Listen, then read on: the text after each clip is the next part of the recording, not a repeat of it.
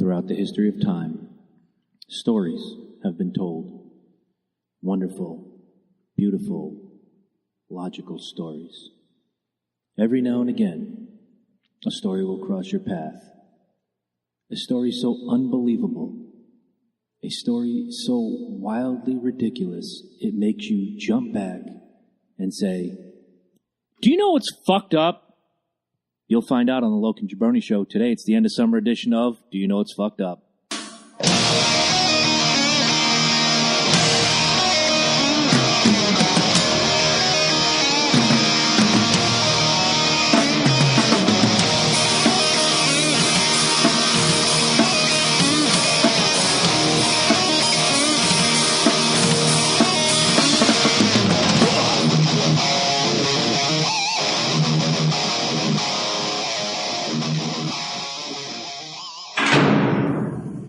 And welcome, everybody, once again to this fine live recording of the Loki and Jabroni Show, once again on Monday night.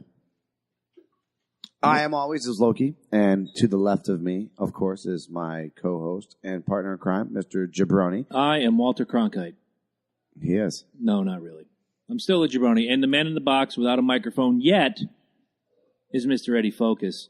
How in the hell are you, my friend? I'm great. I am absolutely fantastic. My enterprise has been used, as you can see. I can. It's starting. I'm going to have to take her to work and file it down again. I was going to say, you may have to take her to Starfleet to get the work done on the ship. Yep, definitely. The filing's there. Before we get into our whole fucked up thing, I do have something small that I wanted to kind of get off my chest. Recently, a gentleman passed away. I'm not going to let names off because there is, a little bit of controversy with his name, sort of say. But I know him. I've known him for a while. I didn't have an issue with him. And you know what?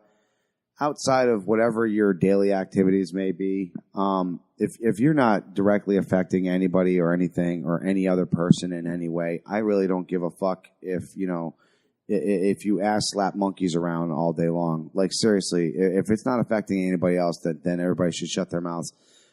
Number two, this person served this country. He was a Marine. So you need to respect that, and you need to understand that you will never understand unless you've been there what the military can do to you. And that being said, that can make you do some things when you leave the military, especially people that have served in time of war and have actually seen war. So for the hypocrites and the people out there that are talking shit on this name, I just want you to say one thing. I hope to God that when you go to fucking lay in your final deathbed, that you are absolutely perfect and you have nothing else that you have holding you back. Because, that's what I'm getting at from you. If you have the gall and the nads to turn around and say, yeah, but this person did this. What does it matter? That's what I'm At the end of the day, this is a person who has a family, who has people that love them and that they loved as well. You don't celebrate bad news. You don't take joy in someone else's misfortune. Exactly. If you do that, you're kind of an asshole. In fact, I'll retract kinda. You're an asshole. Yeah. So to jump for joy or to make fun of someone, it wasn't really jumping for joy. It was just saying, this person did this. And it's like, so what? I'm so sick and tired of hearing about bullshit like that because I've never seen it affect anybody, and I've known this person for a good amount of years. And I know back in his younger days, it was a lot more precedent in his life, but obviously it wasn't that much more later, So people, seriously, it's the end all be all of fucking phrases. Those who live in fucking glass houses shouldn't fucking throw stones. It's that simple. Unless you're perfect, which I think I've had this comment a long time ago. There is no fucking perfect being. If you think you're perfect, come on down here because we'd love to fucking interview a perfect person. We would. I mean, I've seen a lot of people, but I haven't come across a perfect one yet. I've seen a few that thought they were. Right. But let me. That's okay. We're just work my magic. Oh, he got it. He got it. Okay. I was gonna say I have volumes over here, so EBM and James both report no sound, but stick with us. We're through it. Yep, you're good. I was going to say, yeah. Okay, so you guys are just needing to turn up your gimmicks and hear us a little bit better this time. We missed that whole thing? Well, that sucks. Well, tough for them. I guess you're going to have to fucking watch listen to the... You can listen to the audio only drop on Wednesday on iTunes and Google Play Music, or later... Or you can just watch this back when we're done after it uploads. Or... when you're done doing that on Wednesday, you go check out the C&J Speedway review, going on to episode 4. Another little shameless plug. We're having a good time with it. And it's all, well, yeah, true. But someone would be like, oh my God, no, shameless plug. Sucks. Right, exactly. The Crispin I agree. Watching Racing Show. Yeah, that's the one. The Crispin Watching Racing Show. That being said, I do got to say this. Yes. Seriously, one of these days... try it. Throw your phone. Just like purposely hide it on yourself one day and see how long you last. When I went away to Maine, the only time I broke out my phone was to get around because I don't know the fucking area. Right. The rest of the time, over in the corner. You know what sucks is not knowing people's phone numbers. Remember back in the day, I memorized fucking people's phone numbers, dude. I had like 16 people's phone numbers memorized in my head. Now it's like fuck, man. It's under B. Right.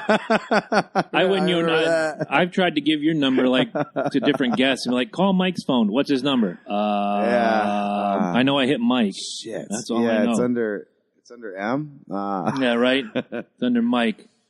First peanut gallery of the day. Chris, soak it up all you can because on the 22nd of October, the Pats are going to shut you down. You just wait your turn. Stick around. Who's that? Eric B. Mitchell? No, it's Adam Crandall. But thank you, Adam. Much appreciated. We'll get to you later. Stick around. Kyle Busch sucks. Jimmy Johnson sucks. I'll say, like I said, we were talking about it earlier. The Patriots looked better this week. 100%. They definitely came back to where they were originally. Let's just put it that way. Because for the most part, they weren't there in the beginning. Big shout out to my man Pitbull. Your boys romped all over us like we were a bunch of fucking kindergarten school children. And I got to say this. I love Harrison Smith. I hope he doesn't go anywhere because, man, when the defense sucks, he calls them out. We're holding thoughts.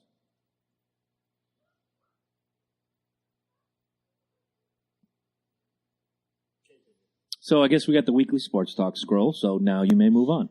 I was. I know. And it's a beautiful thing. I love the passion when a teammate isn't afraid to call out the team. And a lot of people say, "Oh, he's being an asshole." No, he's not. Because you know what? Harrison Smith was fucking playing. Rhodes, you fucking caused a fuck ton of fucking interference calls, buddy. That's not like you. That's for being one of the best cornerbacks in the league. You should not be doing fucking rookie bullshit mistakes like that. So for Harrison Smith to call you out, maybe you need it, dude. Maybe you needed to fucking hear that about yourself. Yeah, on the same token, to have 2 pass interference penalties called against the same guy for the Falcons, Robert Alford, 2 in a row that cost 35 yards of yardage that basically gave Green Bay a touchdown. Not to say they wouldn't have got one. Look how beautiful that is. We're watching ourselves. Not to say they wouldn't have gained a touchdown. Green Bay is a good team. Let's be honest. No, if you give them any chance, you watch after that.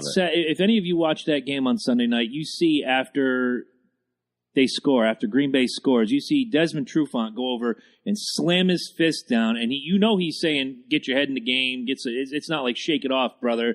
It's like, dude, you just gave them half the distance to the touchdown by being an asshole. You have 8 other motherfuckers out here busting their ass, and you pretty much gift wrap that for him. Thank you very much, dick face. Yeah, that's what I'd be saying too. So basically what happened to the Vikings is first of all, you can make all the excuses in the world. Sam Bradford decided last minute that I didn't even know he was fucking injured. To be honest with you, it was so fucking soon. Yeah, that's why we had no fucking offense. We threw in Casey Heenan, who hasn't fucking played in almost 2 years. Say, it's been a couple years. Yeah, almost 2 fucking years. And you wonder why you can't get a fucking offense rolling. And Well, when your offense doesn't roll, guess what? Your defense has got to roll a hell of a lot more. But an argument could be made that that's not always the case because Mike Glennon stepped in for the Bears after not playing for anybody for a while. Last known address was Tampa Bay, and he put a good mini spanking until the Falcons realized, hey, we're the NFC champs. We need to beat these motherfuckers. Mike Glennon was taking that team up and down the field with ease. Well, I mean, like got a lot of good at him this weekend, but yeah. Same thing here. Casey just looked like a fucking rust bucket. He didn't. How do you put up 42 against the world champion Patriots and then you struggle against the Eagles? This probably the same. Well, I mean, I guess. I mean, you know, we had freaking Sammy fucking two sleeves out there, fucking having the NFC Player of the Week, and then this week we ain't got shit. Like. Sammy shows up, maybe it's a different story, you know what I'm saying? But regardless, defense need to play a whole hell of a lot more. And like I said, I love how fucking Harrison called him out. I love when people do that, man. I think your teammates, if you care that much about this team, it shows the passion. There's nothing wrong with that, man. And if you get butthurt, you're clearly not a part of the team. Right, exactly. If you really feel like, oh my God, you're picking me out, well, maybe you need it. All right. Maybe you need to hear it. Question coming in: what do you guys think of Oakland's strong team so far? I'm surprised. Hello, I know you pick them going to the Super Bowl. So no, I'm not surprised. No surprise at all. for you. Surprise for me. I told you guys. What I am surprised about is that they actually threw fucking the guy from Minnesota that we just got rid of. Freaking oh my God. We had him for like fucking 3 years, and we gave him to Oakland, and everybody was all pissed off. His nickname was Flash. Jackson? No. Oh God, no. He went to the Seahawks. Thank God. No. Trying to remember. I don't know. It used to be I needed a scorecard to keep up with the quarterback. Yeah, when you're on the Vikings, I actually give a fuck about you. When you leave the team, like I delete. Patterson. Okay. He went over there, and of course, you know, he's all over his Twitter, new team, new attitude. You look like the same Patterson dude. You look lost. You don't know how to catch balls. Just like I said before, you're dangerous in special teams. Special teams players don't deserve $3 million. Oakland, unfortunately, you're gonna bite a big one on that one, but you got some really good, solid players around everywhere else. So I think funny you say new team, new attitude. It looked like Marshawn Lynch was having fun out there this weekend. He loves Oakland, fun. dude. He loves Oakland. He loves it. That's why his attitude change is like night and day. I actually enjoyed watching some Marshawn Lynch this weekend. Absolutely, and that's why I said that if that's the player you're going to get out of it, then you're going to look at a Super Bowl contending team here, man. All right, that's all that's on my mind is 2-0. That's it. That's a beautiful thing. How about the Patriots at 101? I'm not. It's too early for the shit talking, but I just got to rub it into Eddie a little bit. But to give the Patriots some credit, you did take out our light work and you beat the shit out of the Saints. How about them fucking Broncos? Oh, that was beautiful. What a fucking ass whooping they handed the Cowboys. Huh? Oh my God! I mean, you think it was because Ezekiel wasn't there? Give me a break because they still had a running game. They were still fucking running. The person who was fucking it up was Prescott. I got a call from a very famous musician on Sunday, and he was bobbing his head, and he said, "Dallas looks good this weekend." Yeah, I saw that too. They were all over the place, but in the end zone. Exactly. And we love seeing shit like that. Oh, terrible. So you ready to kick this thing off? I am absolutely fucking ready. I want you to do me a favor and turn your beer toward the camera and show them what you're drinking. I am having a Wachusett Green Monster without the H. Right. Now, do you know what's fucked up? That there's no Red Sox symbol on it? No. That this week, some jackass or set of jackasses took a banner and draped it over the Green Monster that said, and I quote, "Racism is as American as baseball." You saw that story. Oh, yeah. I'm sure you saw that story. No? Yep. Oh, you're missing out. Don't know. I'm sure these guys were thrown out. I'm sure there's a lot of things that happen with these gentlemen. But we have all these groups fighting against each other, whether they're groups or movements or whatever you want to call them. I don't know how you get a banner like that in there. You sneak it in. The same way that when they hold up the big sheet banner that says, "Go Big Papi," and they walk it around. Yeah, but they look at that shit. I don't know how they did it. You might want to ask them. I'm sure they're getting... They look at that shit. Trust me, they search everything. They look at your banner, and you're not even supposed to be bringing signs in there. I don't know, but these guys did it, and in my opinion, from the picture and from the description in the article, white guys.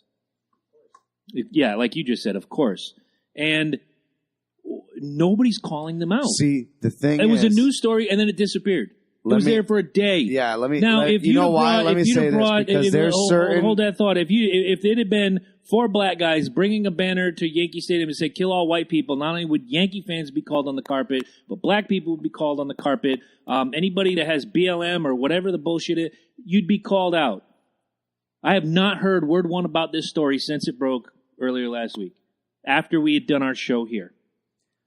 Now, I'm going to say this because this is fucked up. And this adds to the, it's fucked up. Recently, like I said, I just saw Lady Gaga. I could have had the opportunity to see Billy Joel from the same section. Mm-hmm. Now, the thing is, without letting anything away, obviously those are very expensive, high-profile seats. Right. Unless you know people. And to know people is to put money in their pockets. Oh, see, I was going to say to know people is to blow people, but I don't know how you get tickets. Money, I don't know. I'm sorry. Money in the pockets, gotcha. Buddy. I don't know.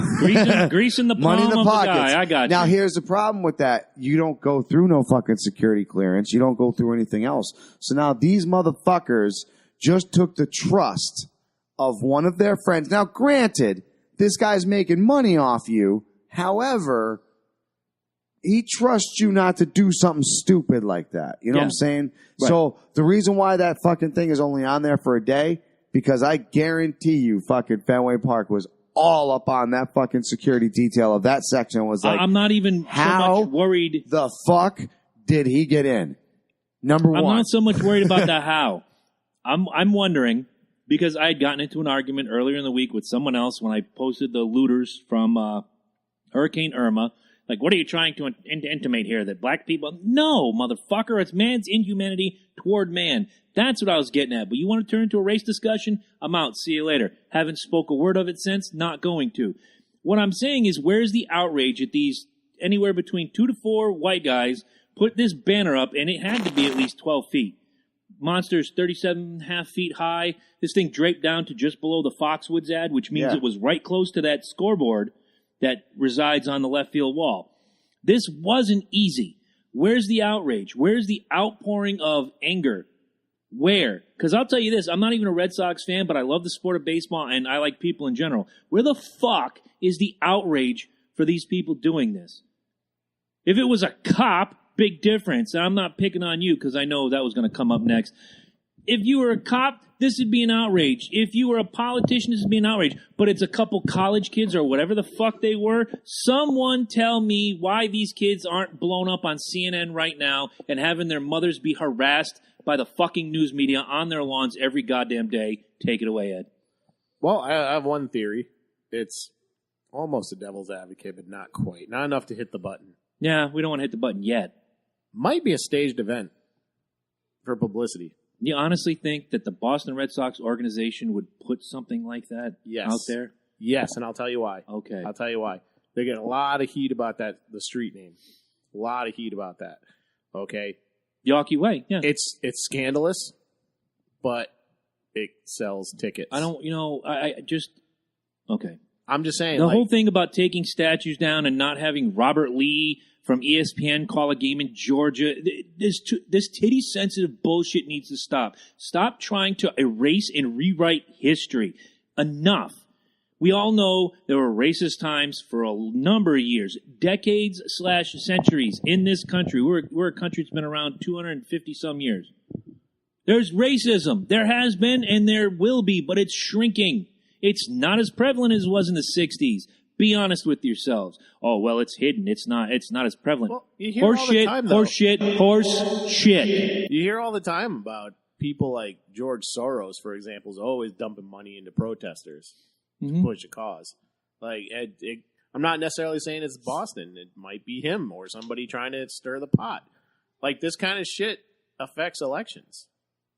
Right now you got Wrecking Ball in office. You're going to see a lot of this shit. I'll tell you right now, you're going to see a lot of this shit. Whether it's honest or if it's staged, you're going to see a lot of it to try to get him out. All right. I can buy some of that. What I don't understand... Because it's like Mike said, how the fuck did they get that in there? I don't know. They're not going to let them come in with the paint to make it right then and there. They've successfully swept this story under the rug. Saw it that next day. It was all over every sports site. It was on CBS Morning News. I'm surprised. And it went away I'm surprised at that fucking because day. ESPN has been very SJW lately. Oh, of course. They've been bad with that stuff. Mm-hmm. And it's... All right. Let me stop. And I'll say it. Colin Kaepernick sucks. Colin Kaepernick. That's why he doesn't have a job. No, yeah. Bottom line, that's not why because he won't job. stand. He doesn't have a job because he fucking blows. That one season was an anomaly. Horse shit, all of it. Anyway, look, America, stop being so fucking titty sensitive. Stop taking down statues. Stop erasing things that happened. You can't erase it. It's why it's called history. What's next? We're going to erase the Holocaust? No, we shouldn't be erasing it. We should be learning from it. Do you want to erase the riots and the NAACP, the wars they fought in the 60s and 70s? No, you should be embracing it. Learn from it. I don't understand this whole, and I'm going to reference them real quick, WWE mentality where you do something wrong, you're erased from history. You never existed. Like the time Andre the Giant slammed himself in front of 90,000 people at WrestleMania 3. That was quite the fucking feat. 91,470? I don't know. It was pretty close. That sounds like a They made a big deal number. about it. Like they kept flashing that number for years afterwards. Right. But all those people saw Andre the Giant slam himself in a pretty good 12-minute match where Andre the Giant fought nobody and slammed himself and lost. And I saw him get eliminated early in a tournament by himself. Yep. That was the next year. I saw him and the $1 Million Man slam himself and take the belt. From a dual referee, twins. Yeah, and then the twins just started flying all over the place. All by himself. All by himself. You cannot erase history. And that's what people want to do now. I'm offended. That Coca-Cola box offends me. Take it away. That logo offends me. That statue offends me. I said it earlier in the week in a post. I don't know if you were a part of it, Ed, but I wish you would have. I got to be honest. I don't give a fuck about the statues. I wish you would have been there. What's next? They're going to tell us what books to read. They're going to start monitoring what we watch on television. Angela's all up in this show called Shameless, which I find to be freaking an abomination. But she likes it. I'm afraid to get hooked on it. But she likes it. And you know what? She likes it. You might as well go forward and watch it. I don't have to. You know what I do? I excuse myself. I'll go play Xbox. I'll read a book. I'll do whatever I got to do just so I don't have to watch that show. And that's all you have to do, people. You don't like a statue? Don't look at it. You don't like a book? Don't read it. You don't like the music? Don't listen to it. I complain to him as a goof about the music he likes versus the music I like, and yada, yada, yada. But at the end of the day, I'm not beating him with a bat going, you got to listen to fucking metal, motherfucker. No. Nor is he sticking a hot cattle prod on me. I feel like that's typical of you metal people. Right. But then again, he's not pulling a gat on me going, listen to rap, motherfucker. Yeah. I don't really listen to rap that much. You get the idea. How was the Tupac movie, by the way? Terrible. Yeah. You know what's fucked up? What's fucked up? That movie. All right, we'll talk about that later. Terrible. Angela, it's the show Shameless. We just mentioned that you watch and you love and stuff. James says Shawn Michaels pretty much wrestled himself at SummerSlam anyway, so there's no need to erase that.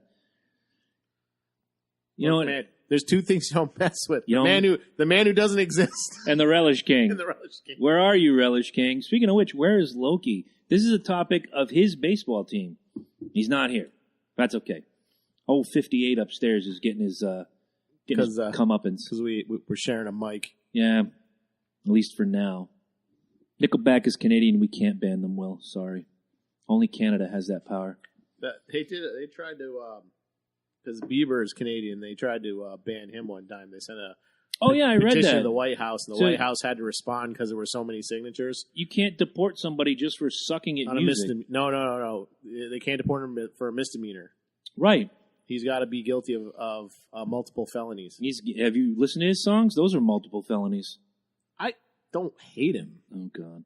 I mean, I'm not going to buy his music, but his early shit I thought was stupid, like Baby, whatever. But there were some songs he did later that were pretty good. I don't like any of them. But then again, that's me. I don't buy the records. I don't have to. You know why? Because I have the choice.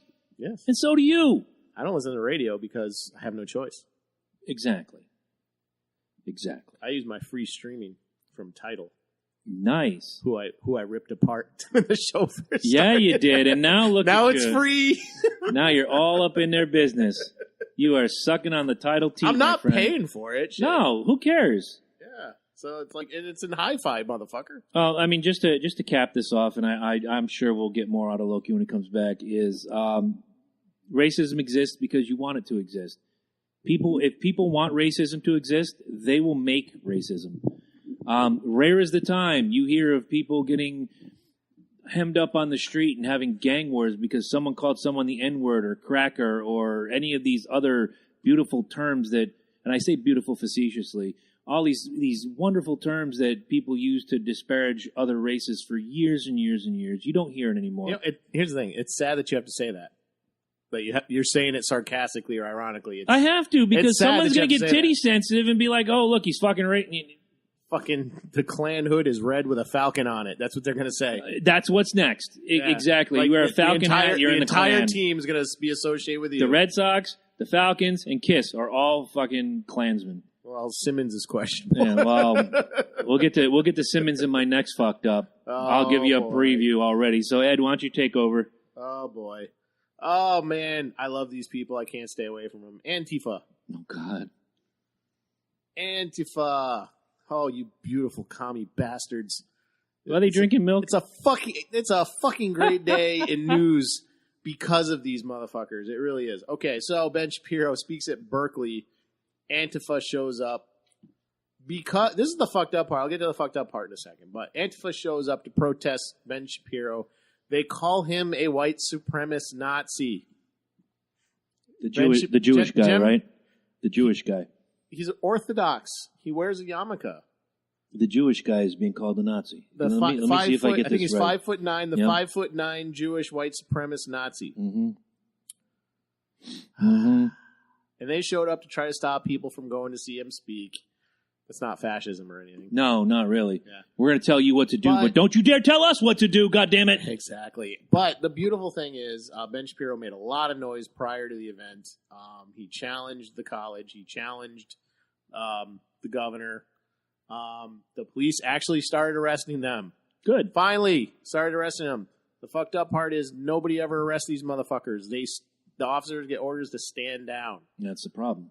Because you can't. You pick on one, you got to pick on them all. It's that whole participation trophy of life now. We're in a world where people... It's. I'm going to correct you. Good. That's certain leaning politicians favoring them. It's not even the participation trophy shit. They're favoring one violent gang over another. As far as what happened in Charlottesville, my whole philosophy was like the Japanese guy in Godzilla. Let them fight. I don't care. They can kill each other. That's what I would let them kill each other and arrest who's left. But, I don't give a shit about neo-Nazis. Take it back old school. Fuck it. Yeah. Well, the KKK is like, 48 strong now? Their numbers have dwindled so much at their meeting in their buddy's garage on a Thursday night. They say there's 8,000 neo-Nazis in the country. I'm just speaking to the Klan themselves. I know, And that's the group that everybody, but there's like the white dragon gimmick. So I just recently saw a map on a website that it showed a lot of the Southern Poverty Law Center. Yeah. Shows the hate groups. And they show where they're spread out. It's Right. mostly along the Mason-Dixon line. And it's really funny. It's not deep south or far north. It's like right on that Mason-Dixon line. And you could almost draw the line, and then there's splinter groups here and there. But it's mostly on the line. There's different... There's probably about just as many in the north and the south, but they're different groups. They're clearly like the fucking Richard Spencers of the world are in the north, and the David Dukes in the world are kind of in the southern. south. The neo-Nazis come like out of that Illinois. Florida area and then move upwards, and it's. But in any case, like when you look at their total numbers, like neo-Nazis are like 8,000 strong. The Klan is really small now. They have no power whatsoever. Yeah. They have none. But think about it. There are no politicians in the Klan in office. I'm not saying that, and I'll throw Black Lives Matter, the movement. It's not a group. It's not a whatever. Let's get past that, guys. It's a fucking hashtag. It's a hashtag. It's a movement. It's not a group. But if that's your movement, whatever, and you want to, Black Lives Matter, well, Coca-Cola Lives Matter, whatever. No matter what group you belong to, and I'm not saying I miss the days of racism and social unrest and fighting in the streets and all that, but I miss being able to have an opinion. I miss being able to say to someone and have a conversation without them saying, you can't say that to me. And when you respond back, well, you can't say that to me, and their response is, I'll say whatever I want. That's communism, that's fascism, that's not anything that this country represents. If you can't have a fair and intelligent conversation with someone, and whether or not you come to an agreement at the end of it or not, it doesn't fucking matter. You need to stop thinking as titty sensitive as you're thinking. I'm glad the police started arresting these people, especially at the Ben Shapiro show. The press was like against them. They had to. You know, everybody was wanting, because he was saying, watch, they won't arrest them. They won't arrest them. They arrested like 8 of them. Good. Yeah. Good. And there are some fucked up things, like they wouldn't rent out the top seats because they're afraid people are going to drop chairs. Well, it's like, I can't remember the video. It was some months ago. The TV reporter got drunker and shit somewhere in the Midwest or probably Florida. It doesn't matter. It was probably Florida. And she's screaming at the cop, you can't fucking touch me, you baby-killing, black-hating, this, that, and the third. And the boyfriend/husband is like, you need to come on. You need to come with me. This is bullshit. You're going to get yourself in trouble. Fuck that. And I'm going to tell you so, because you believe, because someone told you 10 years ago when you were in grade school, little girl, that you can tell people whatever you want and there's no reprisal whatsoever. No, there is a reprisal. You tell someone bigger than you to fuck off and they punch you, guess what? You earned it. You tell someone smarter than you to fuck off and they find a way to blow up your house, guess what? It's also a felony, but you earned it. You can say whatever you want. There's consequences. For yes, there is. But you can say whatever you want. But not now, because now there's no consequence. If you're drunk yelling at a cop, all that cop has to say is, I think you're an endanger to yourself. Mm-hmm. And you're 24 hours in the drunk tank. Mm-hmm. That's all they have to do. Exactly. And it's for your own safety. If he doesn't just, I'm saying if he doesn't beat the fuck out of you. Right. Because, you know what? Here's the thing. They're people. Like you and me. I say it all the time. The 80-20 rule, whatever you want to call it. I disagree with that, but I get it. You know, it's simple. 20% of them are superhuman heroes. Run into that burning building, grab 10 babies, come out. The rest of them are normal people, subject to human error. It's those normal people that are likely to beat the fuck out of you. Mm-hmm. You know, I might be one of them. You see it all the time. I might be one of them. Yeah. You know, especially when certain things like disgust me. You know, you come in, you see like some woman bloodied by her boyfriend. Oh, I fell down the stairs and you can't do anything. I'd fucking shoot the motherfucker. And be like, I'd be like, he was going for this. Bang. If there's proof. And now here's where, and now I know we're veering off the subject here, but for decades, but mostly I've seen more of it in the last 20 years. If you get in an argument and you're getting pushed on and pushed on and pushed on as a man, and you push back once, you're labeled. Mm-hmm. Doesn't matter if you got smacked in the mouth, doesn't matter if you got hit with a bat, doesn't matter anything. You push back, you're an asshole. You're an abuser. You are a scourge to the male race everywhere. No, motherfucker. It's called mutual respect. You don't want to get in a fight? Don't start one. You don't want to get punched in the mouth? Don't punch someone. Try thinking about your actions before you take action. Because I've said it a million times. I will let a woman slap me. I will let a woman kick me. You want to hit me with something? Great. You come in around this area, you're going to swallow your teeth, and you're going to be shitting chiclets for a week. And I'm not shy about it. Because at the end of the day, women are equal to men. Except here, and here. Right there. You want to be equal? Live by the same rules. Done and done. But we're told. Equality is subjective. Exactly. I'm not condoning... I've said it before. I'm totally fine with the fact that a 14-year-old can't star in the same pornographic films as an 18-year-old. Totally fine with that not being equal. Sure, absolutely. But you're told all your life, and I know, you treat women with respect. You want to be, you want to dote on them and do this and do that. But somewhere along the line, over the last however many years, women are told, you know what? You can do anything a man can do, and you can do it better. Mm-hmm. And if some man gets in your face, you beat the shit out of him. Yada yada, fucking yada yada. See, you don't even have to do that anymore. You know, all you gotta do, just pull out the gimmick phone and just film him being crazy. Oh yeah, like Walmart. You'll film the next Cash Me Outside girl. Oh my god! Like there's a Cash Me Outside girl in everybody. Yes, there is. So you don't need to hit him; just film him. Be like, look at this crazy bitch. Look at this crazy bitch. True equality comes when everybody is truly equal. You treat them truly equal. You look at them truly equal, and at the end of the day, you remember One fist comes this way, another fist is coming back that way, and you better be careful. I mean, I personally would not hit a woman unless she's coming at me with a knife. That's my rule. So she can shoot you. Well, dude, knife plus, okay. Got to qualify nowadays, because if No, not, I'm sorry. If a bitch got a gun, I'm running. you're gonna end up in court like, Mr. Jakes, you said here that you would only hit a woman if she came at you with a knife on episode 127. Yeah, I said that. You know that would happen in this litigation-happy society. Someone would If a call woman that card comes at me with a gun, I'm running. a weapon. A weapon, any weapon. I'm quite sure a wooden spoon doesn't qualify, but you're talking about a deadly weapon. A wooden spoon's a deadly weapon. Only to your mother Or my mother. If you hold it at the spoon end, you could probably poke somebody's eye out. It's possible. You totally Red Ryder BB gun someone with that shit. Oh, I love it. I love it. I love it.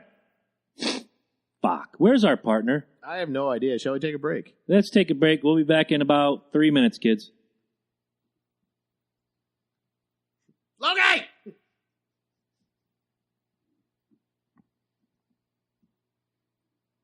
You better be coming back with food. I mean... So yeah, I already forgot my second fuck. this was definitely mango. The mystery vodka was definitely mango. That's all they had there, cheap motherfuckers. What were you talking about that I said something about a second myself? And welcome back. You know what's fucked up? September end of summer edition. Recently in the news, your favorite and mine, with a wink of the eye and a little bit of this over here, our friend Gene Simmons has announced he is going to put out the mother of all box sets. 10 CDs, 150 songs, ranging from 50 years of his recording, whether or not they were famous or not. Some they were on the cutting room floor. And he's putting out B-sides. A lot of B-sides. B-sides, things that never made the final cut. They were close, etc. I read the track listing for the first disc, and there were a couple songs that did make it, but they were lower end, like B-sides. But again, I don't know the quality of the songs. I don't know. I know you're going to love part of this point. Do you know what's fucked up? What's fucked up? Gene Simmons has announced that he will hand deliver the vault to you in a little, excuse me, wow, that's odd, in a little makeshift safe with the 10 discs, picture book, all sorts of neat little giveaways, and he will hand deliver it to your house, give you 2 hours of his time. You can invite 20 of your friends, and the price tag is $50,000. Now, to get the box set itself is $2,000. But to get a hand delivered is $50,000. $50,000.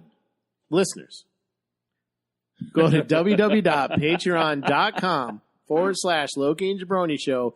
Get us up to $50,000. We'll have Gene Simmons. We'll have Gene right Simmons here. giving us this box set. And he'll give us 2 hours of his time. And we'll do nothing but talk about Vinnie Vincent the whole that'll be gorgeous. time. We'll have 22 of you behind the box. And when he tries to complain, fuck you. We pay for your time. And Eddie will tune in with, there will be no talk of Vinnie Vincent. We will talk about Vinnie. And I will end the conversation with looking him in the eye saying, Wu-Tang did that better. Oh, my Lord. For $2 million, motherfucker. $2 million. Yeah, that album that Martin Shkreli bought. I remember. $2 million. Oh, yeah, the unreleased, undone, all sorts. I remember that. Yeah. And one lucky person got it for... No, a scumbag. Yeah. That scumbag bought it. But he's not going to release it. And you know what? It goes back to, in the Kiss world, there was the unreleased video for a song they had in 1981. This song never saw the light of day. It was auctioned off. A very well-known Kiss collector bought it. He appeared on Three Sides of the Coin with Mike Branville, Tommy Summers, Mark Cicchini, and he eventually released the clip.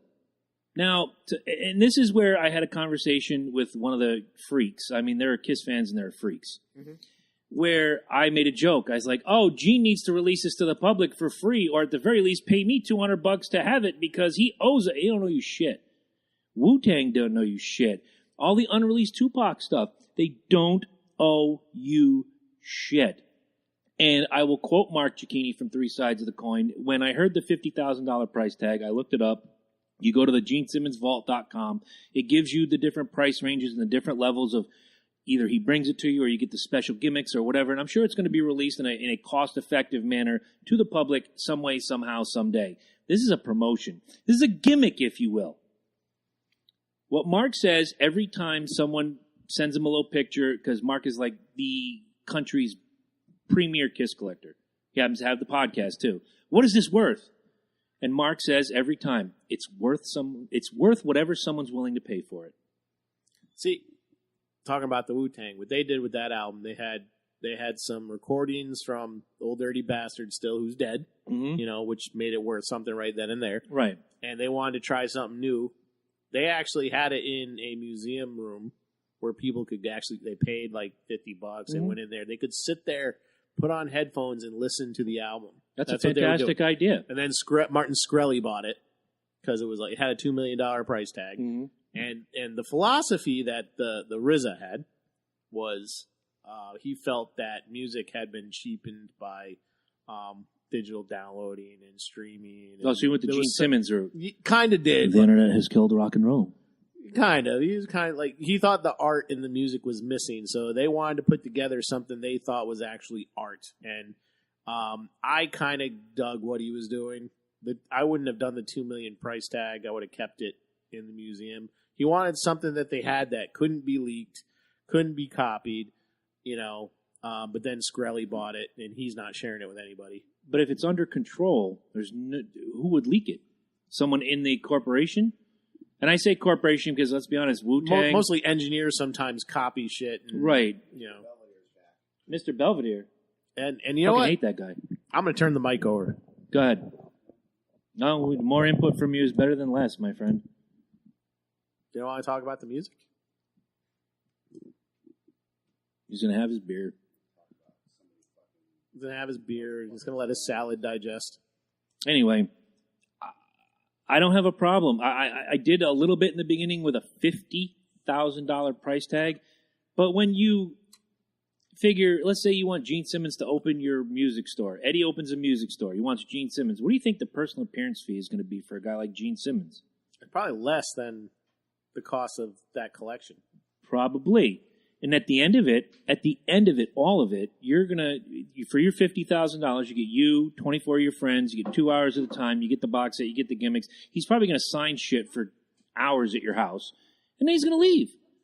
He's not going to just get in his car from Los Angeles, California, drive to Jerkwater, Iowa, just to say, hello, Fred, here's your box set, let's sit down and have lunch. No, he's going to get on a plane, he's going to do his thing, he's going to travel. It's kind of cost effective. Yeah. But if you have $50,000 and that's what you want, take it. If the music is truly, here's the thing, this is where I'm going to give him credit. If the music is truly one of a kind and it's not available anywhere else, if you're a collector, it's worth it. Mm-hmm. Especially if he's going to come to your house and deliver it. Yeah. So, and again, it's an opportunity either somebody can sit down and actually have a conversation about things he probably wouldn't talk about when the cameras are on. Right. Get him on the show. Boom. He probably wouldn't do it. But first person to donate $50,000, you're sitting on that couch right over there when we interview Gene Simmons on the Local Sitting on Morning that Show. couch, and we're going to arrange for a massage. Fucking, I don't care. One of the comments came in. It says, Ange says, it's kind of what Al Snow was saying the night of the big fight about sports no longer being sports. It's more about the entertainment, the ticket pricing, and everything else. It's a business. Music is a business. When you strap on that guitar, you get your turntable, or whatever it is you play that you want to excel at, you're thinking music first, career second. Then you get the career. The audience doesn't want to think of the business part. No, they want what they want. Right. I said it to Nathan Hunt in that interview we did on the tour bus. I could go see Metallica at a $350 ticket and either be entertained or disappointed. Or I could spend $30, go see Nathan's band, which I know is going to kick ass every time, not be disappointed, and walk away saying, that was worth everything I paid for it. If they'd have charged $80, it's worth everything I paid for it. On down the line. The same thing goes for Red Sox tickets, Yankee tickets, football tickets, NASCAR tickets. If you're willing to spend the money to be entertained, no price is too small. But if you find the price is too big, guess what? You do not have to be involved in it. You don't have to watch the hottest TV show on earth. If you don't like The Big Bang Theory, turn the fucking channel. If you don't like the Wu-Tang Clan, don't buy their fucking records. And if you don't like Gene Simmons and you don't want this experience, don't spend the $50,000. And if you have $50,000 to spend, we'll invite you here, and you can pay for it. We will have you on the show along with Gene Simmons. There's a whole segment of the population that literally thinks anything to do with art should be free. Oh, yeah. You know, and it's like, well, then there's no art for anybody. You know why the reason Taylor Swift and Garth Brooks and Gene Simmons live in these big houses? Because they've worked their ass off, they've earned the money, and they have the right to live in that big house. They don't have to have 40 people living there with them. But that's what they want. You owe this to me. I'm your fan. Big fucking deal. I love all the people that listen to us, but the minute somebody says to me, you have to do this because we're the fan. You know what? Look at Eminem. He can't fucking leave the house. No. Like, you hear him talk. He looks like someone who can't leave the house. He really does. You know, he can't. And he's said in a couple of his songs, he can't even go to a fucking McDonald's with his daughter without getting fucking harassed.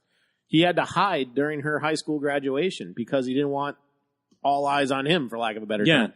You know, I just recently watched a documentary about Diana, Princess of Wales. Yeah. Even after she's ousted, she still did the charity work, but you still had 30 to 40 paparazzi People loved wherever her. she. Oh, and rightfully so. That was such a good and caring woman. Yes, she had her issues, but don't we all? I think we went back to that earlier. It's because she came from the hood and she stayed hood, yo. Yo. Boom. For lack of a better term. Like that. Right. But it killed her. In the end, all that paparazzi, all that, I need her picture, I want her picture. It's not like you or me taking a picture of a star that we like, which we're normal people. We understand people are people. Gene Simmons. You know what's funny? I would never... there are celebrities that live up by my house. Like, I would never do that to them. Carol Spinney lives up here where he does. I've seen Carol Spinney. He's been in my store. Yeah. He's a nice guy. Like, I've seen, what's her name? Fucking, Bridget Jones there. Zellweger. I've seen her in Target. Yep. You know, I would never do that to them. John Travolta lived in my town in Florida and was in the store that I worked in, and he's another guy because you can't chase him around because they are people. Yeah. There are people that will chase him around. Well, they're trying to live a life. Right. But to go back to that point, it's not like you or me or Loki, like say we were just at Fenway Park recently trying to catch a picture of Mookie Betts. Hey, Mookie, turn this way, and you take the picture and you're good. You got a picture of Mookie Betts. He's giving you like the fucking gun in the wink and everything's good. But then you have the jackass that takes the picture, makes 4,000 copies, sells them on eBay at $50 a piece. And they want the worst picture. Bingo. They want the worst picture. But that's what these people were doing. That's what these people do, the paparazzi. I just took this picture of Princess Diana and her fuck toy at $50,000. I know you guys aren't big fans of him, but that happens with Kanye West. They take pictures of him the worst fucking time. Yeah. You know, where he's pissed off, he's not smiling. Like, why can't I just go out? He is an asshole, but they're like, oh, he's the fucking worst asshole. Well, he should be able to go out with his wife and his kids and have dinner or go to a movie. There's a YouTube video of him at one of his houses. This is before he got married, and the automatic garage door's opening, and fucking a paparazzi runs in, fucking hits the automatic sensor on his garage, and it pops open.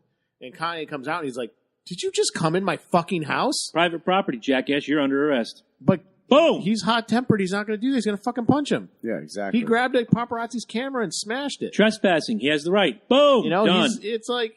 I'm sticking up for Conway. Something must be fucked up right now. Conway West. Conway's dead, man. Kanye Twitty. I'm sticking up for him right now. You go on private property, you deserve to get shot or beaten or whatever. I like my celebrities, you know, fucking... And if I saw him, I'd be like, oh, dude, hey... fucking great movie this summer, and I'd leave it at that. I wouldn't like. I've done the same thing. I'm not going to interrupt their family time and shit. You know, like if I saw a celebrity with a bunch of kids, I won't even approach him. No, we had the meet and greet just recently with Al Snow, Marty Drunketti, and Bob Orton happened to be there. We both made our way up. We were kind, civil, gracious, and happy to be there. Nobody's beating down the door trying to take pictures of him or get quotes about his kid. You treat him like a human being, You're going to get treated like a human being in return. I mentioned John Travolta. I could go back to Dan Aykroyd being at the casino. Great guy. You still bump into them there. If you talk to him like a human being and don't go, oh my God, it's Dan Aykroyd, you're my favorite. No, then you're going to get shot down or some security guy's going to beat the shit out of you with your own leg. Right. But... treat them like human beings. Fucking Kesha couldn't get a hug from Jerry Seinfeld. He like totally blew her off because he didn't know who the fuck she was. So like these Who guys wants to hug Jerry Seinfeld anyway? I'd rather hug Kesha. Kesha. Well, all right. There's a video. Kesha walks up like, "Oh, you're my favorite. Can I have a hug?" And he's like, "No, I don't think so. I want to meet Carrie Underwood. No, that's okay." And he's like, "I don't know who she is." He's like, "That's Kesha." Well, I didn't know who she was. Oh, I'm sorry. I didn't know who she was. She wasn't at the coffee shop. I guess I didn't know who she was. Jerry Seinfeld, I guess, doesn't like touching. Yeah. Unless he knows Howie you. Mandel was the same way. He doesn't like touching unless he knows you. Isn't Howie like over that now? I don't know, Or but when something he was at strange the happened. casino one time and he came into one of my shops and I extended my hand, I'm like, okay. I don't know if you've ever seen Howie Mandel do stand up though. He's fucking hilarious. Oh yeah, he's nuts. Fucking hilarious guy. He was funny when he had hair. He shaved it because it got caught. He got caught in the rubber glove when he would do that. Yeah. See, you got something for us there, my friend? Welcome back. You got to catch up. We need 2 out of you. Yeah. Well, Jesus. All right. So. No, not Jesus, Chris. No, Jesus. Oh, okay, got it. Jesus Chris. That's the guy that played with Kiss. Jesus. So as y'all happen to know, they picked out a cable for the up and coming Deadpool movie. I was wondering what you thought of that. Now you know you're what's gonna find fucked out up? What's fucked up? Man, are they fucking gonna follow their own rules or what? Come on. He's Thanos. He's the slack-jawed motherfucker there from Jonah Hex. Jonah Hex, That's you. DC though. But that's out. I'm working it. Okay. I'm working it, all right? All right. 'Cause he's so much more. He's so much more. He's Brand in the Goonies. That's the original. That's the original right there. Which he says he would do a sequel. No, I would love to Yes. see that. But my point being is, look, he's already in the Marvel universe. I understand Fox. Yeah, right, exactly. And I understand Fox owns Deadpool, and they're not exactly Marvel rights. But, dude, can you only do so? Can I just say? I originally thought. You remember the movie Avatar? You know what? Here's the thing, Yeah. though. This happened with Chris Evans. Remember, he's a Human Torch, and then he became Captain America. Yeah, they never look back on that, and Yeah, they haven't revisited. I'm sorry. Well, they talked about Human Torch. crossing over Fantastic Four and X-Men at one point, but then they just kind of, oh god, we're I was gonna say blowing that Fantastic Four. Fantastic Four was horrible. All incarnations thus far have been horrible. My point being is, you remember the movie Avatar? Of course. You remember the main sergeant there with the white hair? That's Cable. All day long, dude. You so could have given somebody an option to do the right choice and to do it, the way it's supposed to be done. And I think they failed on this one, man. I have nothing against Josh. I don't. I think he's great. I think he's a great actor. Yeah. I can't wait to see what he's going to do with Thanos. But this to be honest with sounds to me like you're supposed to forget that he played this other fantastic role, and now he's playing this role. It'd be like Adam West playing Batman and Superman. It's like we're supposed to forget there's 2 Quicksilvers, Yeah, no, This I is where hear you. this is where I wish they would just like with the Like, doing with Sony, kiss and like make up? like Spider-Man. Marvel doesn't have Spider-Man back. No. Sony still has Spider-Man, Yeah. but they're letting Marvel make the movies. Right. And Sony keeps distribution. I wish Fox and Marvel would kind of, because I kind of agree. I'm with you, Jackman, on this one. I kind of would have loved to see Iron Man and Wolverine fucking go at it. That would've been badass. Hugh Jackman says the only way he would come back. That would be badass. you'd have Although to. he did a great job in Logan, that ending story. Although I got a suspicion he's going to show up in Deadpool too. Those Ryan Reynolds and him have had a bromance going on for a while. For a long time. I don't think that's because Logan and fucking Deadpool. Like, Deadpool loves Logan and Logan hates Deadpool. Yeah. So and they didn't quite. I don't think they quite got it with obviously Origins, because that Deadpool was terrible. And Spider-Man. I mean, I'm liking him. I'm still Team Toby, but I like the new Spider-Man. No, I do. I haven't Not seen the new movie yet. Is it not the Andrew I Garfield? don't like those movies at all. No. Garfield Garfield was horrible. He had an arrogance about him. I couldn't buy Everybody's him horrible. because he was in that Social Network film, and He just all had I an saw arrogance was about him that character. That Peter Parker didn't have that arrogance until later. Peter Parker You know what I'm was saying? And a if you're twit. doing an original, and if you're doing an origin story, Peter Parker was very lame. He was very lanky. He tripped over himself. He was very awkward. He was a nerd in every Until sense he of the put word. the suit on. Right, exactly. When he put the mask on, he was somebody else. He was Spider-Man. He Right. wasn't Peter And Parker. do you know what's anymore. fucked up? What's fucked up? Jamie Foxx in Spider-Man 2, the Amazing Spider-Man 2. I still the electric with the hair thingy going on. Yeah, like you're my friend. Yeah. So he's doing Wanda, but in the Marvel universe. No, it's fucking terrible. No, it was. It was fucking. And I like Jamie Foxx. And I'm like, oh, dude. Yeah. It's like sometimes I think, and he's one of the more dangerous enemies of Spider-Man. Yeah. Right. So, I mean, right. And to kind of like, yeah, and I don't know. It's like sometimes I think these actors are so desperate to be a part of some superhero franchise that they take the worst roles. Val Kilmer. Well, they were gonna throw fucking George Clooney. Weren't they gonna throw fucking Inconceivable and the Rhino fucking? The Sinister Six. But I would have Paul Giamatti there. I could have bought that. I'm the Rhino. Inconceivable. And then you have Mandy Patinkin if he's still alive. Is he? I don't know. Yes, he is. Like, that word. I don't think it means what you think it means. Yeah, the Amazing Spider-Man and just like took a fucking dive. All right, Eric says Andrew was a good Spider-Man, but Tobey was a good Peter Parker. I haven't seen the Andrew Garfield films. Again, I watched a clip of it. I can't get past you Social can say Network. The same thing. So, my problem with that is you could say the same thing with the whole Batman thing. George Clooney was an amazing Bruce Wayne, but he's a suck ass shitty Batman. Can I You know respond to this? So, yes. So he's he's saying the CGI was better in the new movies than the other ones. I don't know, Eric. You're That's basically all he's saying. You're gonna have to stand up for yourself on this one. I cannot help you. Because the rest of it's voiceover. I'm sorry. There's no way Tobey Maguire was doing. Come on, shit. dude. That's like saying fucking Carl Urban does fucking Dredd better than fucking Sylvester Stallone. How? I love How that movie. How the fuck can you do the law? I am the law. Carl Urban at least kept the mask on, the helmet on, like he's supposed to. That's true. Right. That's true. But that was director right there. We got to see your face, Sly. We got to see your face. You know. I know. That's the Hollywood shit. But So come on, I thought Dredd was good. I liked it. The new one? Yeah, I liked it. Alrighty, so I'm shut down on this one. back to the comic book world. All right. Batwoman. Yeah, I know. Long forgotten character in the DC. Batgirl? No, Batwoman. Thank you. A long forgotten character in the DC universe. He's going to the Google machine already. I love it. You got him. You got me on this one. I don't know this one. Put up a picture when you got it. The reason why Batwoman never took off was because back in the 90s, she was originally married. She was a lesbian, full-blown lesbian character. And I'm going back to the 70s, remembering her from the Batman family. Catherine Kane? Yes. They had like the annuals 4 times a year. They called them annuals, but they're obviously quarter annuals. The Batman family, and they have stories from Robin, Batman, Batgirl, all the way down the line. And Batwoman, up until like 1982, had a portion of the story, and then she just faded away until the animated series. Right, exactly.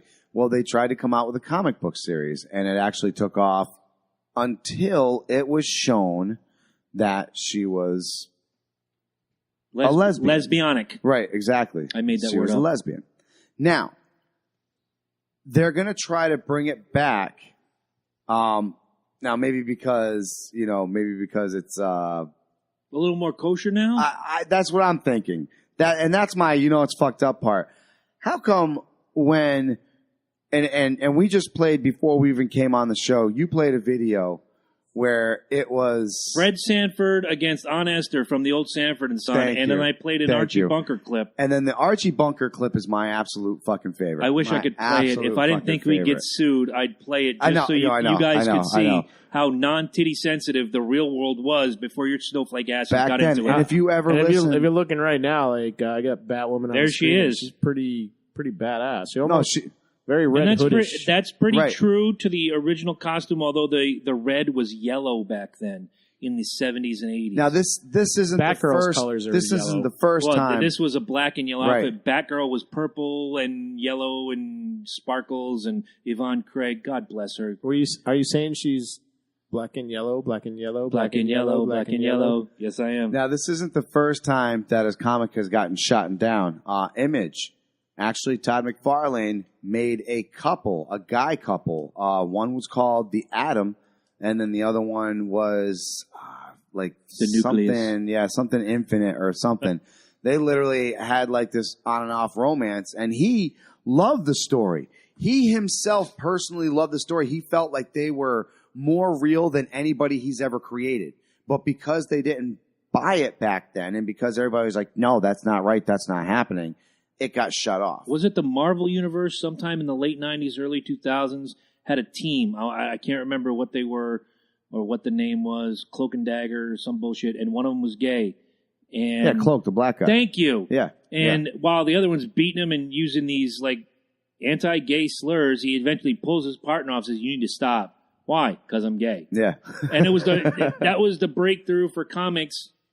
Even, I mean, it was bigger than Batwoman, but then again, Batwoman was again a forgotten entity. Back in the day, in the early comics, and this has been forgotten, Peter Parker was molested. Mm-hmm. Like people thought Batman I forget was who it was. Like, it was some guy invites him over or he invites him up for candy or something and molests him. People thought that the original Bruce Wayne Dick Grayson dynamic was not to coin a pun there, dynamic duo, but they thought that Bruce Wayne was a pedophile because he allowed this 14-year-old kid to just move into his house and be his partner and all that bullshit. Let's not forget. And then the comic Dick code Grayson was born. to this day still adores Bruce. Like idolizes. You can't say a bad thing in front of him and he'll fucking. Anybody who's watched Under the Red Hood,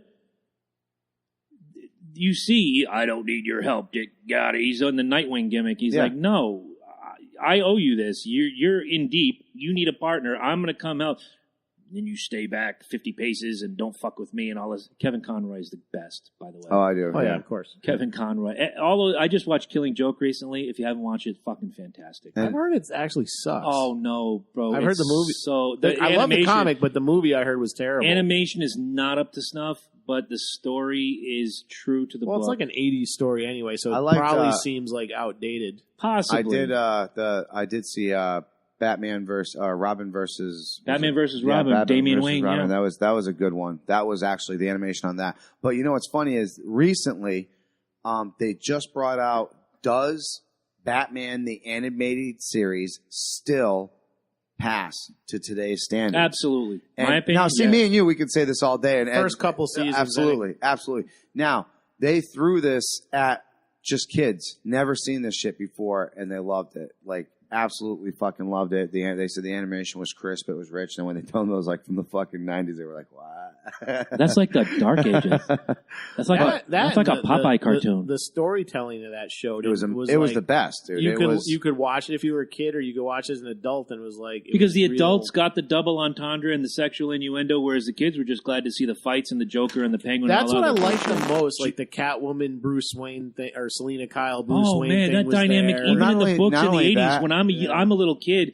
You could tell there was sexual tension, but as a kid, you're just like, he likes her and she likes him, but they're on the wrong side and they can't get together and all that bullshit. And then you get to be, 40. You read back to those books or you watch those films, you're like, God, damn, from that's somebody hot. like me who isn't a huge Batman fan, I like seeing that side. Even like Batman smirking. You never see that in the comics. He's way too fucking serious. Once in a blue moon. And I remember in the animated series when he made that fucking joke and he's wearing the cowl and everything. He walks away. He's got the smirk and fucking Alfred eyebrow goes there up. like, oh, did you just make a joke in your cowl, sir? You know, it was just the cartoon itself was fantastic. And the first wink and nod to that, I know we already buried Val Kilmer, was in Val Kilmer's Batman when he goes to Nicole Kidman. He's like, yeah, I can't do this. I'm sorry. He turns around, breaks out the smile and walks away. But she doesn't see that. That was that whole, you didn't see it until you saw it. Right. And it only came out in the books every now and again. And the animated series brought that out first, then Kilmer. And now Batman has a tinge of humor to him. Whereas he brings it out the best possible times. I think, the writers are great. And that's the best part. Like he does have, it shows that he is starting to lighten up, and he is starting. Oh yeah, the jokes he used to make at Superman were funny. Like I read a comic where something serious was going on, and Superman's like, "Oh, we got to do something," and Batman's like, "What? Spin around the world and set back time?" And he's like, and Superman goes, "That's ridiculous. Nobody can do that." Yeah, and you get the wink and the nod. Yeah, that's ridiculous. Who does that? Superman and Batman are in a bar. Nobody. All right, this is just for you guys. Don't tell anybody else. Everybody else, turn this off. So, Superman and Batman are in a bar, And Superman tries to make a joke, and he says, "What has 2 holes and goes down alleys?" And Batman starts crying, goes, "Stop talking about my parents!" There you go. Horrible. Too soon? Horrible. Yeah, Thomas and Martha have been dead way too since the 50s. Killing me. They're both. Why did you say that name? Come on, they're both orphans. Stop. And their mothers are both named Martha. Well, at least No, the one Bruce that's still is alive. named Martha. Yeah, the and one. The other one's stepmama is named Martha because Yeah, that's there like you go. we named the dog Indiana. Come on, right. Fuck, man. Crypto the Wonder Dog. that is Crypto the Wonder Dog. If Clark is the only survivor of Krypton, how the fuck did Supergirl happen? They were in a colony. Oh dear, we're going And- full and- Mel Gibson now. And if you No, and they if were in you a, really they were in a colony. it says the last son of Krypton. Because Zod is from Krypton as well. So no, they were in a, Well, they were banished. they in were Phantom they Zone. were They in don't a count. they were on a Kryptonian colony called Argo City, and they sent her back to take care of Superman. She was older. They sent her back to take care of Superman, and Yeah. she got thrown off course. He ended up on Earth first. By the time she got there, he was already Superman, and then he was like, "Well, put on this blue and red, and you can do this with me." Yep. All right, I'm back. Otherwise, she would have been wearing pink. So Yeah, that's probably. worse than some rich guy molesting a kid and making him his partner. You didn't molest Dick Grayson. Dick Grayson did the molesting. Robin's the man in that relationship. Let's not forget. That's why he talks like this. I know, because he had too many fingers Got in his his vocal butthole. cords blown out. Anyway, Ed, you got something for us? No, he's got to give two. I think he did. Back to back. Yeah, that I was did back to back. Oh, was it? No. He had the Fantastic Four. No, the Josh Brolin, Yep. and then Right into Batwoman. the Batwoman. right. Because they are going to try to re-release it again. Well, this is a rumor. We'll stick with comics. This is a All rumor. right. A Joker origin film, but with Leonardo DiCaprio as Joker and not Jared Leto. That kind of pisses me off, but I love it. Because... Jared Leto is pissed off, by the way. He's said He this. should Oh, I be. know. So apparently And there's I'm- been talk. And I'm pissed off for him. Because I really do... I kind of wanted to see where he was going with it. But at the same time, he's very egotistical. So you don't give a person like him the role of the Joker. You know what I'm saying? Because it really does get into someone's head. Jack Nicholson controlled the Joker. Heath Ledger Died. not control the Heath Ledger Joker. had problems to begin with. But he did So- not. But that's what I'm saying. Yeah. Well, Do me a it's true. favor. Do me a favor. Get pissed off one day. That's And- easy. Now do me a favor. Go on Facebook. Laugh maniacally. Just do it and see how good it feels. Been there, done that. Yeah. Right? Now, imagine if you're doing that every day. Every day you embrace this character. Every day it becomes a part of you. Jack is crazy enough to take that shit and just kind of put it to the side. He's been playing that role. Yeah, right? I'm saying, I ain't worried about Jack. Jack Nicholson was playing the Joker before it was even a thing. Exactly. If you ever seen his bit part in Little Shop of Horrors, he's like, "Don't stop now!" Yeah, he's a fucking He's joke. nuts. Now, One Flew Over the Cuckoo's Nest. He's fucking yeah, nuts. The Shining. Yep. There'll be And no even- talk of The Shining. Even now, in his older days, he was nuts in The Departed. Fuck yeah. Oh, absolutely. Took that guy's fucking face. Yep. Take care of this fucking mess. That's right. Like I said, I do believe that role destroyed Heath. I don't think There's he was ready. there's something I don't to think that. he was ready. I mean, he drilled it for a reason. He immersed himself in the Exactly, role. he became the Joker, and that was the problem, is he couldn't control it. And this is the problem with Leto, is he's the same type of person. He's very egotistical. He's very self-centered. He's like Now this to method take- actor. And Right. Now to take this role that he sent people dead rats, I dude. remember reading Will that. Smith said in interviews, "I'd never met Jared Leto." No. This is what he says. No, yeah. I never met him. Nope, I have no idea who the fuck he is. I always met the Joker. I never met Jared Leto. Exactly. He was the fucking Joker. And you guys 24/7. know, because when we Now talked take about that away from Suicide him. Squad coming up, I was skeptical of how he'd do the role. 'cause And you were right. I wasn't all the way right. I was 50% right. He had some parts where I really felt like if they opened it up more. The club scene was the Joker. Oh, fuck yeah. You like her? Huh? Yeah. You want some time with her? No, Joker, I ain't trying to you're not trying to mac on my lady. What she's boom! Yeah. That's the Joker. That is homicidal maniac. That was what it was. But they humanized. You can't humanize the Joker. And he's in love with Harley. Harley, and the perfectly organized patterns. That's the Joker. Yeah, absolutely. But the whole love thing, Joker didn't give a fuck from the beginning of Harley Quinn. He's not in love with her. He's in love with her obsession with him. But even so, absolutely. you saw when he's he goes, a narcissist. when he saves her, toward the end. My darling, oh my pudding, and all that bullshit. I'm like, that's where he lost me. Right, absolutely. That's where he lost me. Well, that's because that's what the people wanted. Fuck what the people want. Give me the character. You understand that's what the Harley people Quinn, fucking want. You know where Harley Quinn started, right? Batman the Animated Series. So you got to understand, Harley Quinn is something new in the relatively new in the Joker. Right. So anything you know about the Joker, you kind of got to push to the side and like, okay, there's this new part of Joker. You kind of got to accept. Depending on what origin you read, he killed his own family. If you or all these other things. Here's the thing: if you play the Arkham games, they have the best explanation for their relationship. They always do. Like if you listen to the bonus tapes and stuff, okay, like the Joker doesn't love her. Like I said, he's in love with her obsession. You got to understand. Like she was a psychiatrist that was assigned to him. He got into her head so fucking bad, she became a psychotic fucking serial killer herself. I will go so far to say the Joker is in love with Batman. I'll go so far as to say that. Without question. Because he can't handle that Batman just won't kill him. The line at the end of The Dark Knight where Heath Ledger's hanging upside down, he goes, we're going to do this for a long time. We're meant to do this You forever. won't kill me out of some misplaced justice notion, and I won't kill you because you're just too much fun. Yeah. And that nailed the 30 years up to that point that I've been reading these comic books. You can look at the comic. Green Arrow would happily kill the Joker. Green Lantern would kill Sinestro in a moment. Kill the Joker. Superman and Two-Face. Take his fucking child away from him right in front of him. Oh, he'll take his fucking heart out. No problem. I'll go more Superman, I think, has tried to kill the Joker. Oh, Batman stepped in numerous times. Injustice is all about the Joker. It's about Lois. Exactly. And he snaps. And he freaks. Yep. He's like, that's it. But this fucking holier than thou principle that Batman has. The Joker is obsessed with that. And this is my point with Jared Leto. He mentioned that. Well, speaking like he's a real fucking person. They mentioned that in Under the Red Hood. Under the Red Hood, Batman's got the gun to his head. You won't kill me. Yeah. You won't kill me.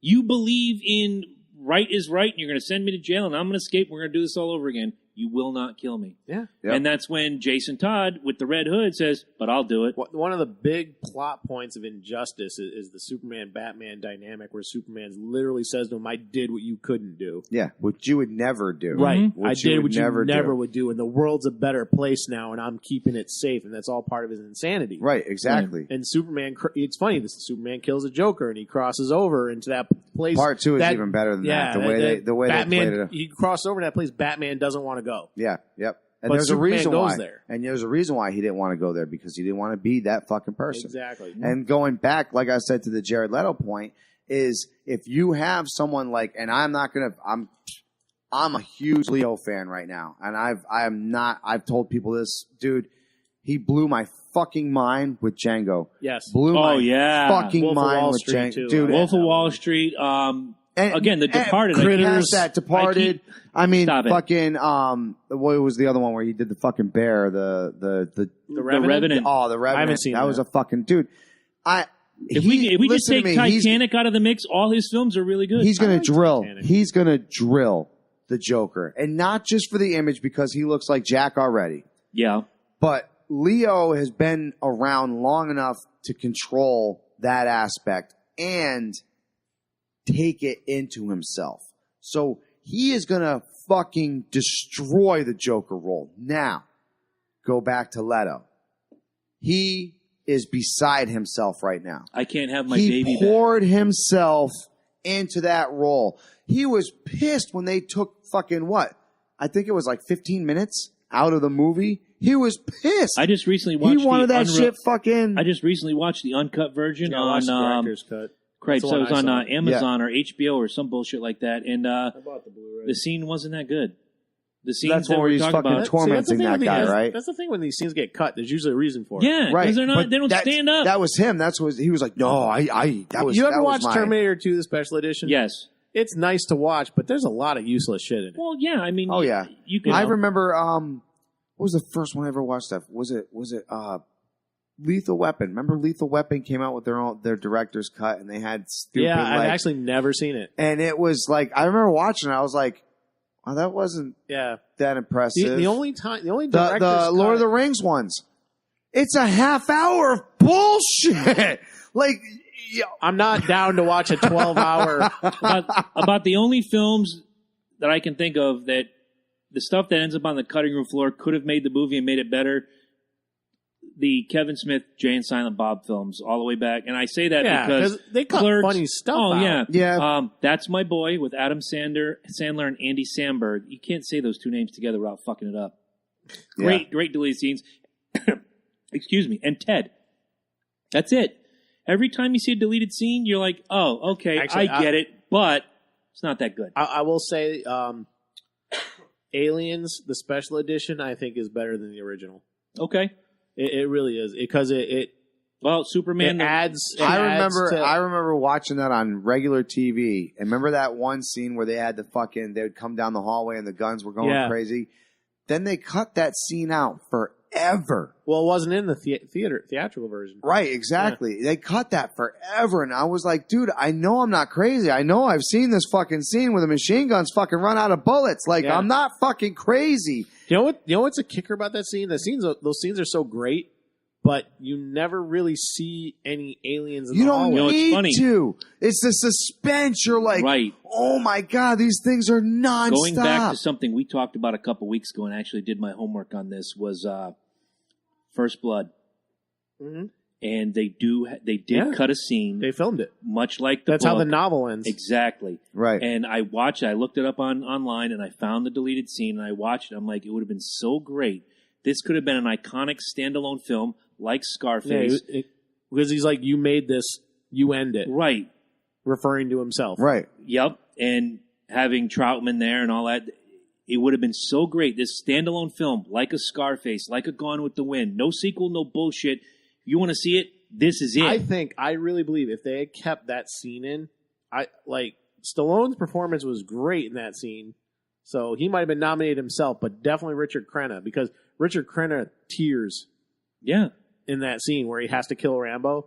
Like, that totally would have Oscar nominated that movie. I always say the two best Rambo films are the bookends, the first one and the last one. The other two can kiss a dick for all I care. Well, they were made during an action genre phase, and I mean, in the height of the Cold War. They were looking for another franchise, exactly, because Rocky was getting tired, right? Honestly, and you know what's ironic about Rambo 2? It's considered like one of the worst ones. It was written by James Cameron. Mm-hmm. Oh, hey guys, real quick, you know what's fucked up? What's fucked up? Jason Momoa is doing The Crow. Yeah, I know. You keep bringing it up. I'm not watching it. Quick fire. So Leonardo DiCaprio is a Joker. Yay, nay. I like it. I'm saying nay. I like it. I am. I'm going to say nay, not because I don't like Leo, just because I want the DC universe to be established, and I think this. He's young enough. He's young enough. Joker's. No. Well, wait. Joker's an older gentleman. Joker. I know where he's going. You don't want Henry Cavill for these 2-3 films, and then all of a sudden it's the new guy. And Batman, especially when I think it's Zack Snyder's the problem and not Henry Cavill. And you can go back to the Batman franchise. I love Henry Cavill as Superman. Right. I love him as Superman. You can go back to the '90s Batman franchise where it was Keaton and Kilmer, then George Clooney, and it was just a revolving door. Stop fucking around. They were only doing that because they were, like you were saying, they were trying to keep the franchise. No, they're doing going. it because Keaton is a smart fucking actor, and he thought the other ones were shit. Right, yeah, but and he's very much true. Quick fire fucked up. Casey Affleck was recently on an interview saying Ben Affleck doesn't want to play Batman anymore. Why? You put up? No, he doesn't say, but he kind of stops and he goes, "I probably shouldn't have said anything." But there's a rumor that this Batman film that's coming out might be Affleck's last. I will say this as a Batman freak aficionado fan, or whatever you want to call me. Ben Ben Affleck did a good job as Batman. He did. He might be third on my list. His one fight scene when he's rescuing Martha was probably the best part of the movie. I love Christian Bale as Batman in those 3 films. I will always love Michael Keaton. Adam West I don't consider because that's television.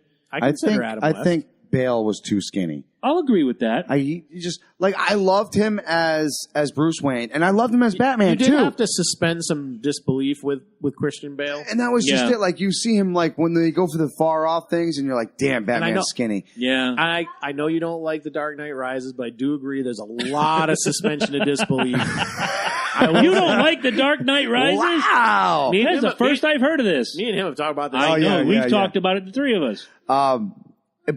Back to good fucking movie, by the way. Back to Affleck. There's a problem with that. People memed the shit out of him, and Affleck is a very proud person. This whole, but he made everyone eat crow. Yes, Batman he did. I'm sorry, people ate crow. Like, holy shit, this they was did. awesome. The 3 of us were among them. But you gotta understand, like, even though people like eat crow, they still fire back. And Affleck's old school. Like, he can still sit there until he's blue in the face and be like, but I fucking drilled that role. He's counting his millions, and he can do that because the better the movie is, especially in the comic book genre, the better the movie is, the more money it's going to make. You can make a shitty comic book movie. I think the problem is Judge Dredd, he wanted to go somewhere. No, he wanted to go somewhere with Batman, and they smacked his pee-pee. And they said, no. Yes. No. Because he was going to direct the Batman film. Yeah. You are not doing this. No. So then Affleck, we know he's from fucking Boston. And then what do people from Boston fire. Fucking say when you tell them no? A mini quick Fuck fire. that. Fuck that. Exactly. You know what's fucked up? This is a mini quick fire, then we can wrap up the comic talk. But the new director of the Batman, Affleck, is still in the movie. Whether Manganiello is still Deathstroke, I guess, is up in the air now. Okay. But that I want him out anyways. I'm sorry. You know who won't be in the movie? You know what? Sorry. The guy from Avatar you were talking about, he could be Deathstroke. I could roll with that. You know who won't be in this movie? Yes. Harry Dean Stanton. God rest his soul. What a great actor. The director of this new Batman movie is making statements saying something along the lines of, this is not part of the DC universe. How? This is why DC can't have nice things. Yes. Because people say stupid things and it neglects everything that you just think made. they hurt themselves already by disconnecting from the TV shows, which I like. Yeah. Yeah. You know, I wouldn't have mind seeing that kid in a Justice League movie. I really wouldn't have. You know, I think ignoring certain characters has been. They put in some characters that connection, dude. They just had fucking Justice League versus Teen Titans, a fantastic fucking animated movie, man. But fucking DC's always had better luck with animated movies. Oh yeah, without question. The live action movies, like we were just talking about, Wonder Woman, Superman, Justice League, all this, Suicide Squad. The ignoring certain characters because you don't believe they're going to hit. Yet we got Mr. Freeze, Poison Ivy, who are always fringe characters. Oh, real quick. You know Josh Brolin was supposed to play fucking North? No kidding. Yeah. Wow. He turned that shit down. Well, hot shit for that. That's another one. Like, Wow. what the fuck, dude? That is his name, right? North, yeah. Oliver North. Yeah. No. Just North? No. The other guy. No, from Suicide Squad, the sergeant there. Oh, it was North, right? Yeah, Wasn't Sergeant it? North, that's Wasn't right. it Sergeant North or something like that? yeah, I believe so. Yeah, yes. What is it? It sounds like North. I thought it was North. Norton? No, it's not North. Jackass? But anyways, Josh Brolin was Billy supposed Bob to play Thornton? him too. So that was another, like, Josh just fucking loves these goddamn comic book roles, man. He just fucking loves them. What do you think of the talk of Gotham City Sirens with Harley like that. Quinn and Poison Wonder Ivy, Woman. Catwoman? I don't know if Wonder Woman's going to be it, but there's going to be a Well, bunch of oh, not bombshells. I'm sorry. I'm not. Gotham villains, Yeah, the female Sirens. villains. Yep. I just got through speaking of the fringe characters that weren't the main event players. Sorry to take the wrestling turn, but you can be a main event player that makes the movie better, and the fringe characters sometimes kill it. Having Scarecrow in the 3 Batman Nolan movies, I got the first one. The second one was the cameo. The third one, he's back to being Dr. whatever the fuck. I can't remember his name. Dr. Crane. Not necessary. Scarecrow is a fringe character. Yeah. Freeze is a fringe character. Poison Ivy is a fringe character. There are so many great Ivy, villains. They've been throwing in a lot lately because of the romance between her and Harley Quinn. They're really trying to push that. Like that's been a big thing lately. With me just saying, with even taking that off the table, just to have another let's root for the bad guys thing. Rick Flag. Flag. Ric Flair? I knew it was something. Rick Flag. Yeah. I knew it was something like, North, basic, South, flag, pole. America. It's I'm kind of done rooting for the bad guy. For a little bit, it was fun. Yeah. You know what I'm saying? Like, for a little bit, it was a nice change of pace. Like, we did it with Riddick and everybody else. Like, yay, okay, good job, bad guy. Well, Riddick's the anti-hero. He's not really a bad guy. He's much the anti-hero. much like Deadpool. Let's be honest, dude. He'll murder you just as fast as he'll murder the other person if you start fucking around with this shit. With a teacup. Okay? But he has a moral code. And that's where I bought into that, rooting for the bad guy. He has a code. There is one villain movie that I would totally... People are rooting for Jason to fucking murder people. Come on, dude. He's a murderer. Right. We're getting to a point like, even Saw. Are you rooting for the people to get out of these traps? No, I want to see how this shit works, dude. There's never a happy ending of those movies. I want to see their ribs ripped out.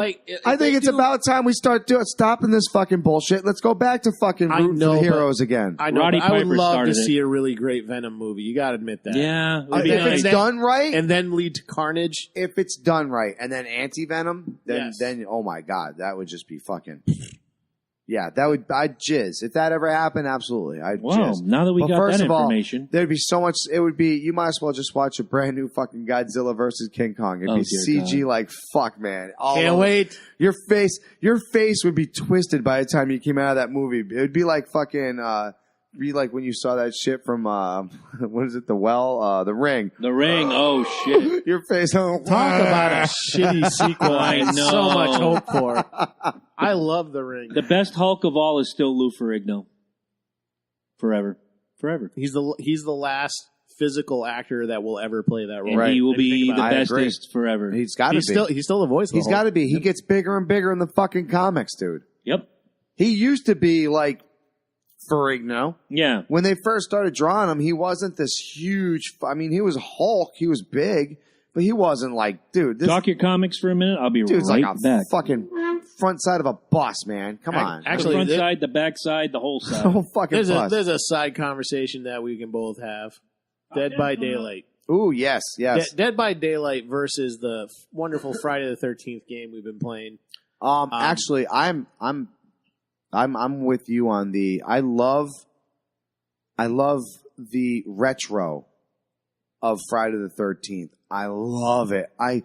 The hearing the just and the VHS scratching when he uses the ability. Love it, awesome. Dude. I love it.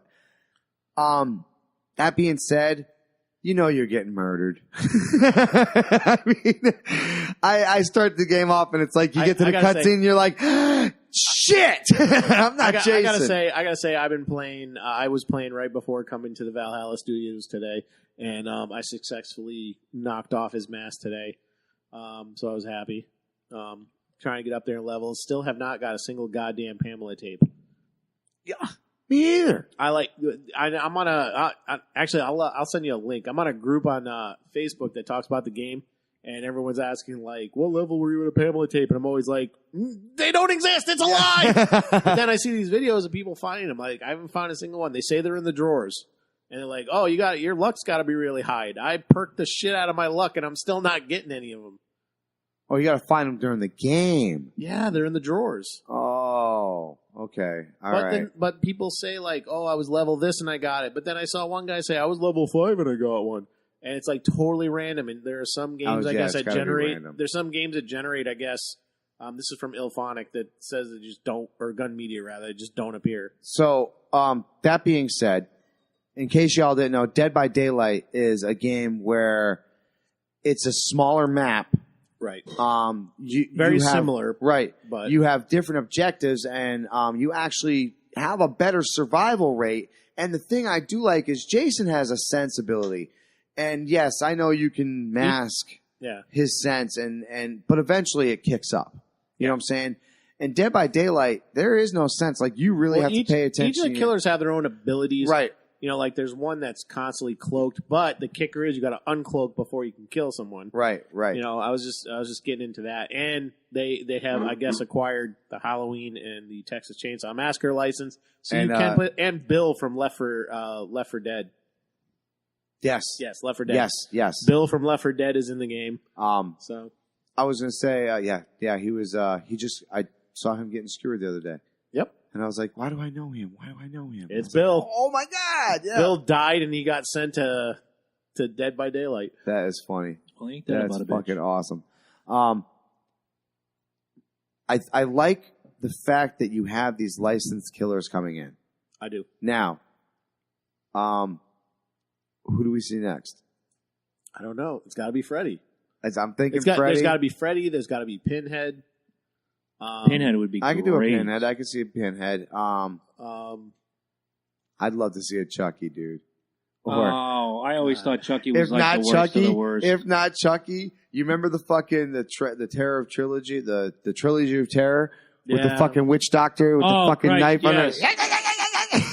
You gotta have that little fucker. All right, I'm buying it. Now, here's the thing. Like, somebody brought this up, and they got that Spring Break DLC coming out for Friday the 13th, where everyone's going to be all spring breakish. Yeah. There's a I forget her name. It's not politically correct. I'm going to say it. The black girl in Friday the 13th. That's it. I'm triggered. This is bullshit. Take the statue down. She wears a one-piece bathing suit that's similar to a character in Nightmare on Elm Street 5, I think.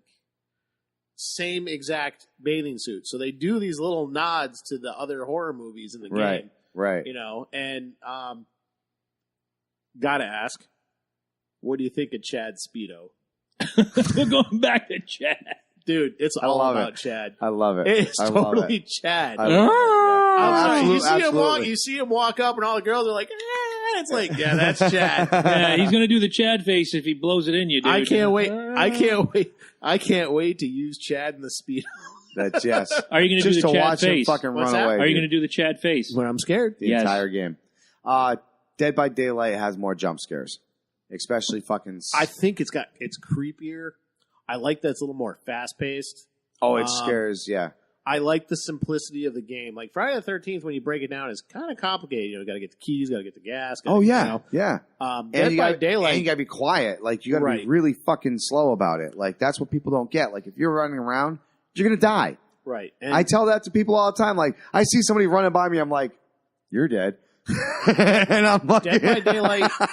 Dead by Daylight's a little faster paced game if you like that, and like I kind of like that. There's no sense kind of with the killers, so you can literally hide in a You bush. can hide, right? Absolutely. You know, I've had these little fuckers hide from me, and I've walked by them without realizing it. You know. Oh, that's what I'm saying. There's a good, but you also.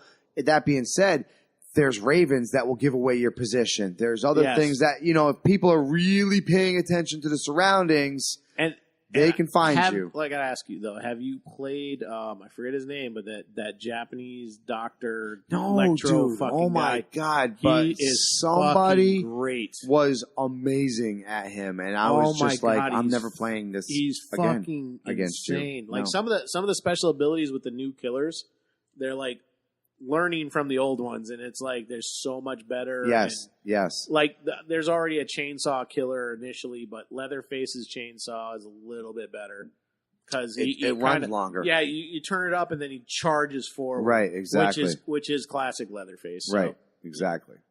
Horror games have really stepped it up. I like it. So. I love it.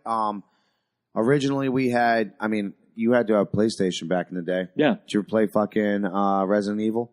That was one of the original Resident Evil horror. and Splatterhouse. Yes, Splatterhouse was that was more of That was an action game. That was a more gory version of Ghosts and Goblins, in my opinion. Yeah, and it was a good tribute to Jason. I mean, he put the damn mask on and became even at the end when he became Space Jason. Remember that? Space Jason. I think that's where we should cut this off. Actually, did you see Gun Media put out a I would love to timeline. have a Space Jason. They put out a timeline of things they're doing, and obviously Part 4 Jason's coming up, and it lists 2 more Jasons coming. So one of them is most likely going to be Uber Jason. Oh, God. Right. Which I hate. I despise He's going to drive people home, then kill them? What's that? He's going to drive people home They and then call kill the them? Space Jason Uber Jason. I'm just making an ignorant joke before The only one they can't do is the remake, and they can't do Freddy versus Jason. That's what they said. Right. They said that Right. right off the rip. They can't do those. Yeah. No, absolutely. So I'm still looking forward to it. I like I said, it is. It's like you said. It is 2 different games. Like if you're in like the mood somebody asked which game is better. I'm like, why can't I play both? Exactly. I do play both, and I enjoy them quite a bit. and it's really up in the mood. Like because if I feel like running around, then I'm doing the other game. You really need to do another gaming thing. I'm trying to get Seriously. Alex. Oh my God! You know what? Don't worry. I'm going to build a channel. We're going to have a gaming channel. Nice. We have the racing channel, and it's doing rather well. Yes, it is. Thank you guys for tuning in. So those of C&J you Speedway that- Review. Those of you who like racing have been really, really great. Get engaged. That's it. Do it. Donate to the Patreon, and maybe we'll give them their own website. Yeah, We got why 2 not? weeks. 2 weeks from tonight. 2 weeks. Everybody's on board. 2 weeks. Meat, cheese, and Kill Bill. And tacos and nachos, Yes. bitches. And now for the 5 most famous words in Loki and Jabroni history. Roll that beautiful bean footage.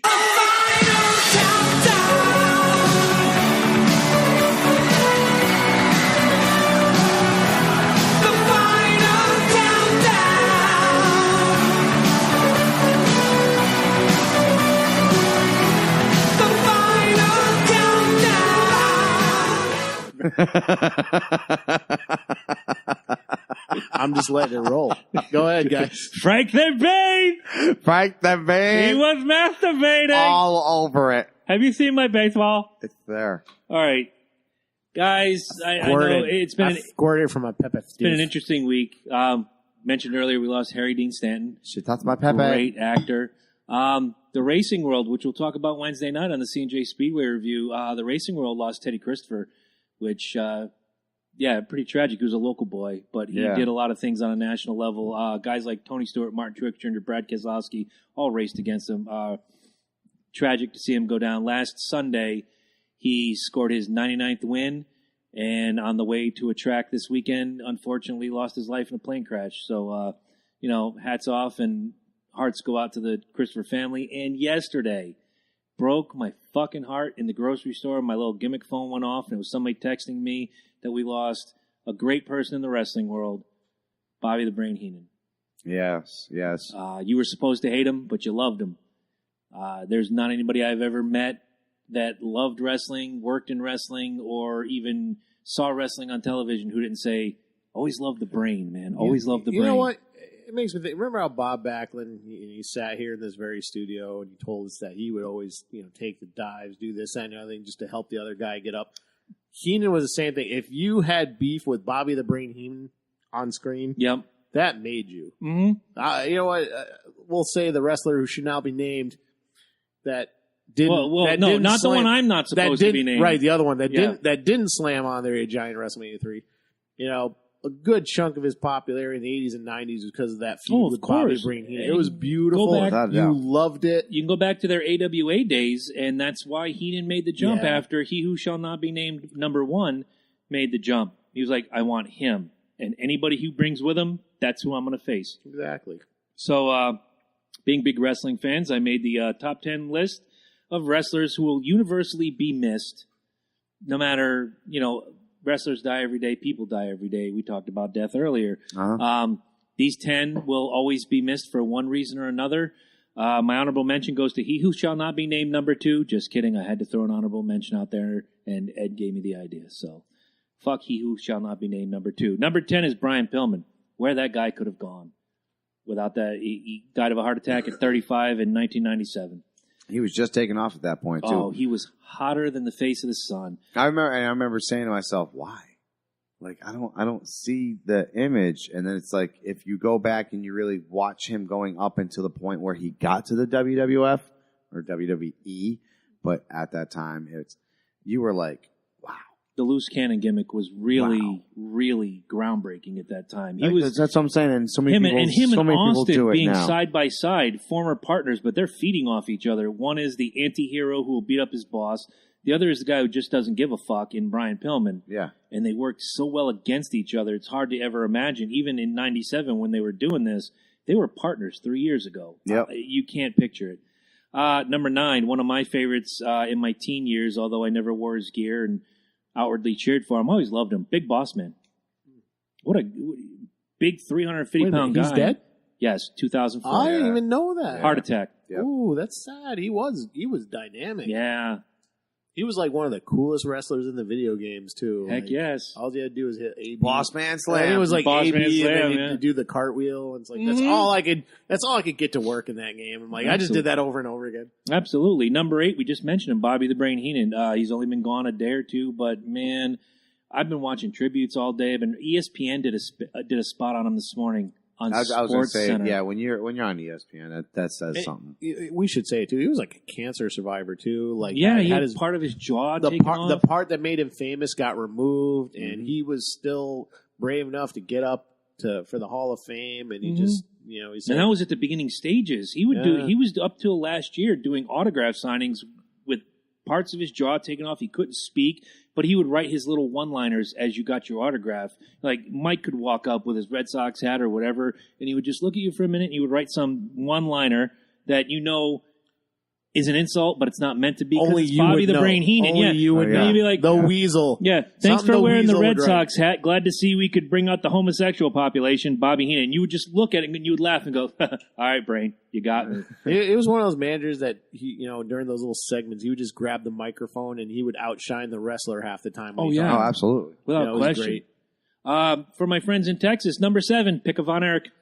David in 84, Mike in 87, Chris in 91, Kerry in 93. 3 of them were suicides. It's like I swear to God, they wrote Saving Private Ryan After the Von fucking Von Erichs, because I can only.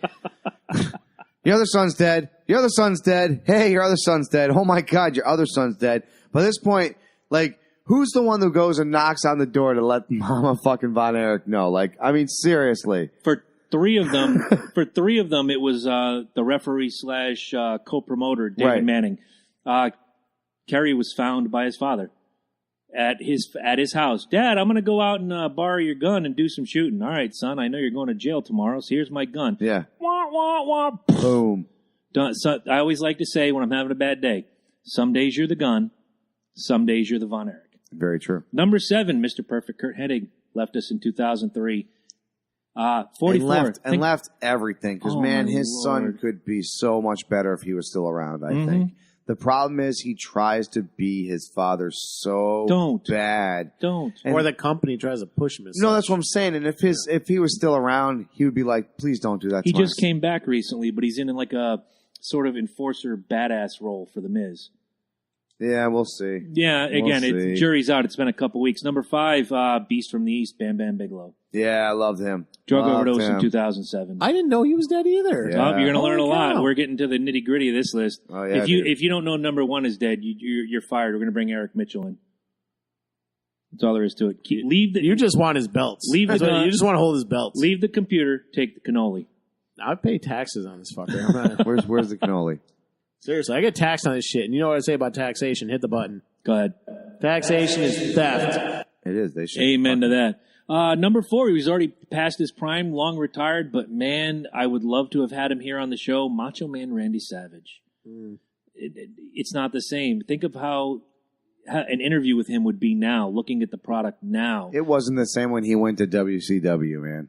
In the you know what, beginning, though? maybe, but yeah, toward the end, in the rap album, and No disrespect to Macho Man, though. All you had to do is see him in fucking Spider-Man. Exactly. He was juiced and like you popped, fucking crazy. but you popped. It was like, dude, it's the fucking Macho Man. I know, but like, First name Macho, last name Man. Get it right. doesn't. The thing I'm saying is like, it doesn't surprise me he had a heart attack on the road, dude. He wouldn't stop juicing, and you know he wouldn't. You know, Toward the end, yeah, because he went from being he had to look like that. This was his. Oh, neck. he looked like a This cobra. was his head. It was like, oh my god. And he was 240 for most of his career, even going into WCW. He could work his ass off. He was one guy I could watch his matches beginning to end, rewind it, and do it all over again. Everyone wants to get into professional wrestling should watch that movie, The Wrestler with Mickey Rourke. Oh, without That's question. the way I feel about it. Before you start putting a bunch of poison in your body. Mm-hmm. Watch that movie. A guy I and see interviewed- what can happen to you. A guy I interviewed when I was with WrestlingOnline.com was in that movie, and 3 weeks after the release, he did the whole premiere gimmick and all that, and died of a heart attack at 32 years old. Steroid induced. The funny thing, like you talk interviews with the screenwriter. He said I modeled that character after Randy Savage, Ric Flair, Hulk Hogan. Like put them all together into one. It's the character. same thing with these fucking energy drinks. You know what I'm saying? Yeah, you're fine right now. Oh, they're killers. You're fine right now. But after about 3-4 years of you constantly fucking stuffing those things down in your system, it's funny you said that. I've pledged that tomorrow's my last one. Really? wow. I thought I was going to have a fucking heart attack the other day. I was like stressed at work. Anxiety was kicking my ass. Oh my and, God. Like I was just like something's going to, like I feel hypertension. I need to stop. Yes, someone said cannoli, and yes, he was great in Spider-Man. I want to get to everybody. I haven't been reading a lot of these, but We got time. Had to read those. We can do some I Q&A with I the should be audience. back next week. Yeah, you'll be on back next Twatter. number 3, still in his I know my prime. twatters miss me. You should have told All right. me I would have tuned in my phone. I That's totally all right. didn't think. Number 3, he was still in his prime. He was training to make a comeback. Guess what? Unfortunately, another steroid-induced heart attack, ravishing Rick Rude. Yes. Man, Oh. what a smooth worker. What He a was awesome. Fucking perfect body, though. No homo, but shit, dude. No. That guy was fucking solid. Why Rude never got a run with Hogan? I'll never understand. Because it made sense.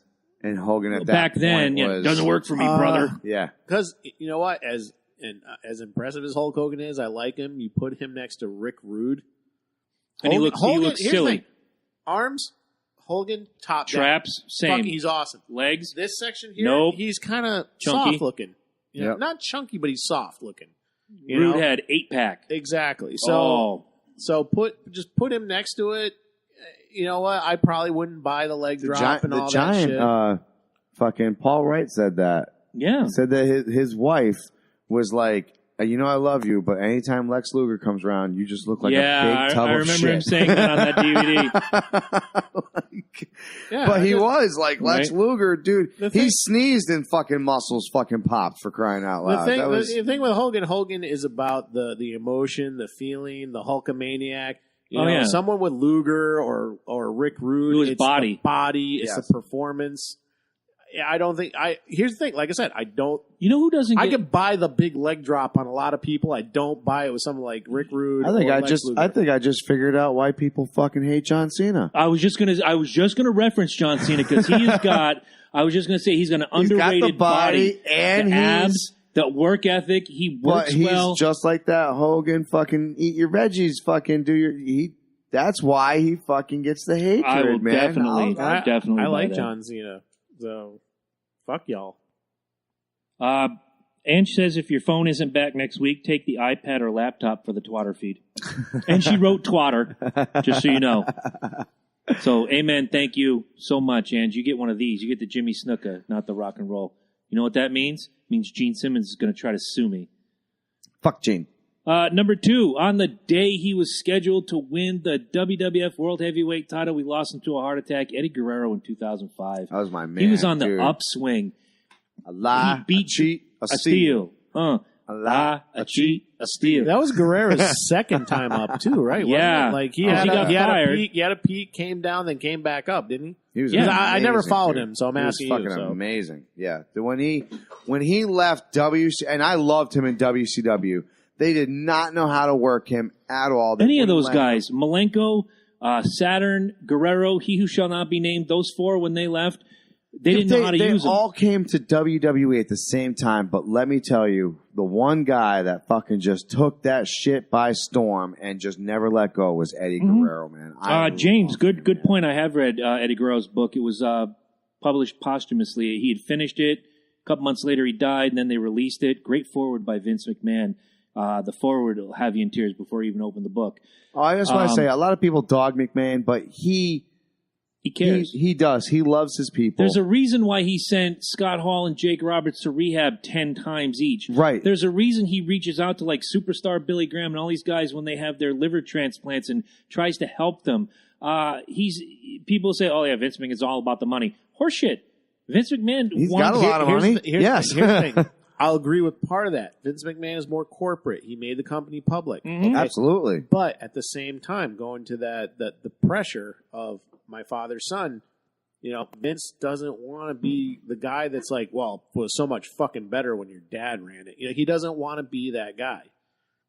But he also understands that as a publicly traded company, if you're using the images and the likenesses of these people, and you read, if you pick up USA Today tomorrow, let's go back to 2007. He was on the roster. He was a legit part. He was in a storyline going toward the world title. He who shall not be named number 2 goes and whacks his family, kills himself. It's a corporate nightmare. Oh, it is. Oh, yeah. Okay. Even though he didn't work for the company, he was always encouraging Kurt Angle when he was going through his substance abuse. Get yourself better. You're coming home one day. One day you're going to be standing here on my stage in the Hall of Fame because I care about you as a human being. You hear stories all the time about his father, like having these wrestlers sleep at his own house. Oh, yeah. But other promoters were out there going, oh, you don't have some place to stay? You got a back seat? Curl up. Get a blanket. It's 3 degrees outside. Right. Not my problem. Here's the thing. I don't think Vince McMahon is evil. But he's definitely corporate. Yeah. He has to be, though. He brought here's the thing. He brought WWF, WWE, whatever you want to call it now. It's to where it is. It's Connecticut's largest publicly traded company right now. That's impressive. Think about that for a minute. Yeah. That's really impressive. It's a little state, let's be honest, but we were the insurance capital of the world. We were at one time an aviation capital. Right. We are by name we're still only the submarine. Well, no, we're still the submarine. Okay, capital. We are. But when you think of the largest publicly traded company in this state is the WWE, and no matter where they go, they're selling a bunch of tickets. They're selling a bunch of T-shirts every day. You can go to the mall. You can look behind us right now and see an action figure. They make money daily.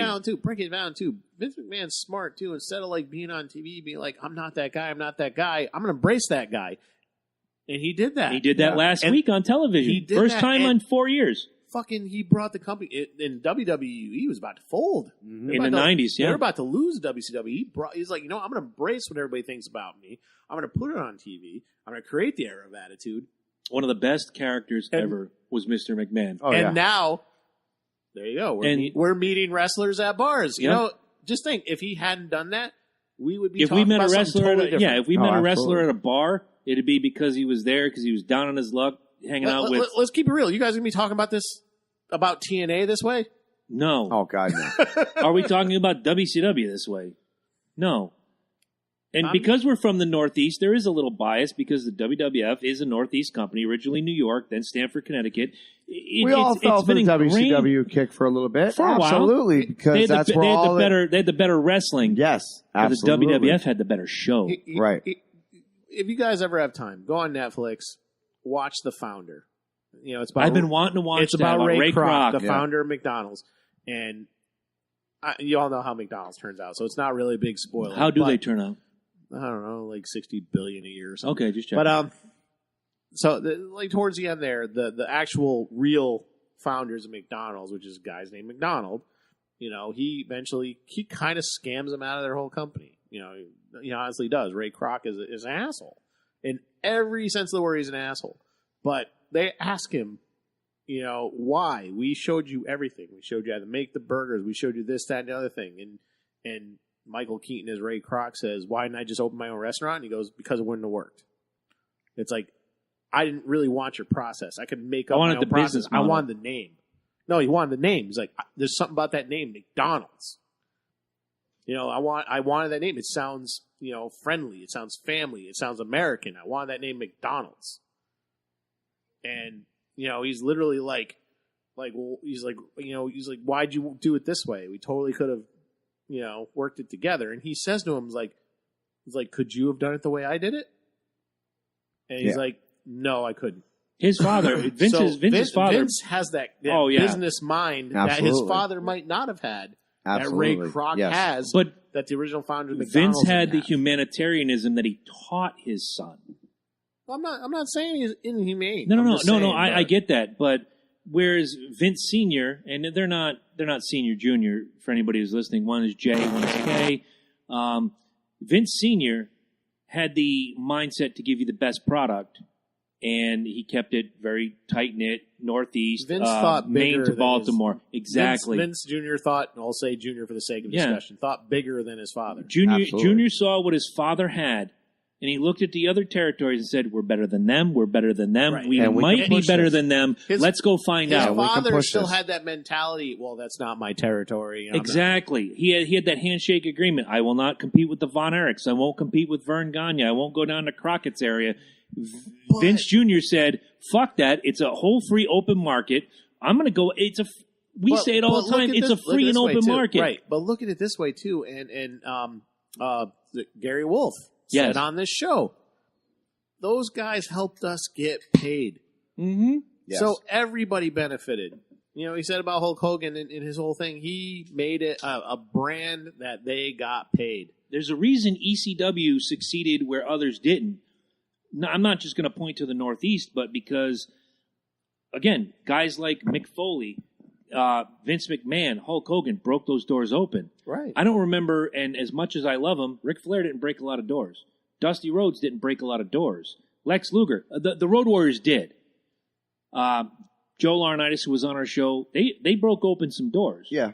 But the Hulk Hogan's, my Mount Rushmore, if someone said, give your Mount Rushmore of 80s wrestling, Hogan, Andre, Piper, Savage. Mm-hmm. They created this phenomena that is still going to this day. I think that's why CM Punk was hated when he was leaving the WWE, is because he made people realize that there is ass kissing in wrestling, and if you aren't one of these ass kissers, you aren't going to get to this point. You know what I'm saying? Perfect example, Triple H. When he was Hunter Hearst Helmsley, did you ever see him as a world title holder? Be honest. Not at the time. I was watching back then, and no. Not at the time. He was a fringe character. Exactly. I liked him, but he was fringe. I did too. I liked him back then. He was fringe, but there's certain people you're just like, you look at him like champion or head of WWE. Right. Yeah. Chief Operating Officer. Not at first. I knew he had the goods, but he had to find it. You have to find it, and they all say he didn't pick that shit up until into the click. English, pompous, into the click. I'll say the same about John Cena. When I first saw him, I didn't think that's a guy who's going to run the company for 15 years on top. But the more he went along, I'm like, okay, I can see him being a linchpin. I'll disagree. I did from the get-go. It's the rap gimmick, isn't it? No, not just that. Well. Yes and no, though. No. Hear me out. Yes and no. I still have number one, guys. I know. Continue. Yes and no, though, because that's the kind of thing that speaks to the younger people, and let's face it, the younger people really run this sport. You know. Yeah. And obviously, I'm not.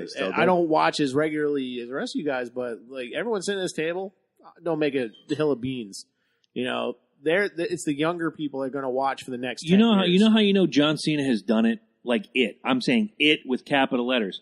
I saw a Toyota commercial during the Falcons game. Do you know what song they're playing as their promo while you're watching this Toyota ride the streets of Detroit? The John Cena theme song.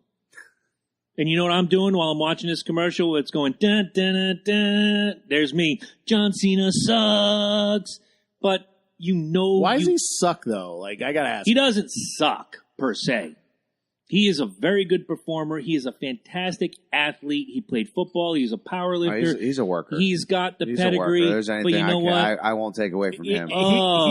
Here's the thing. Not for nothing. You could hate the rest. He gets veterans a lot of love.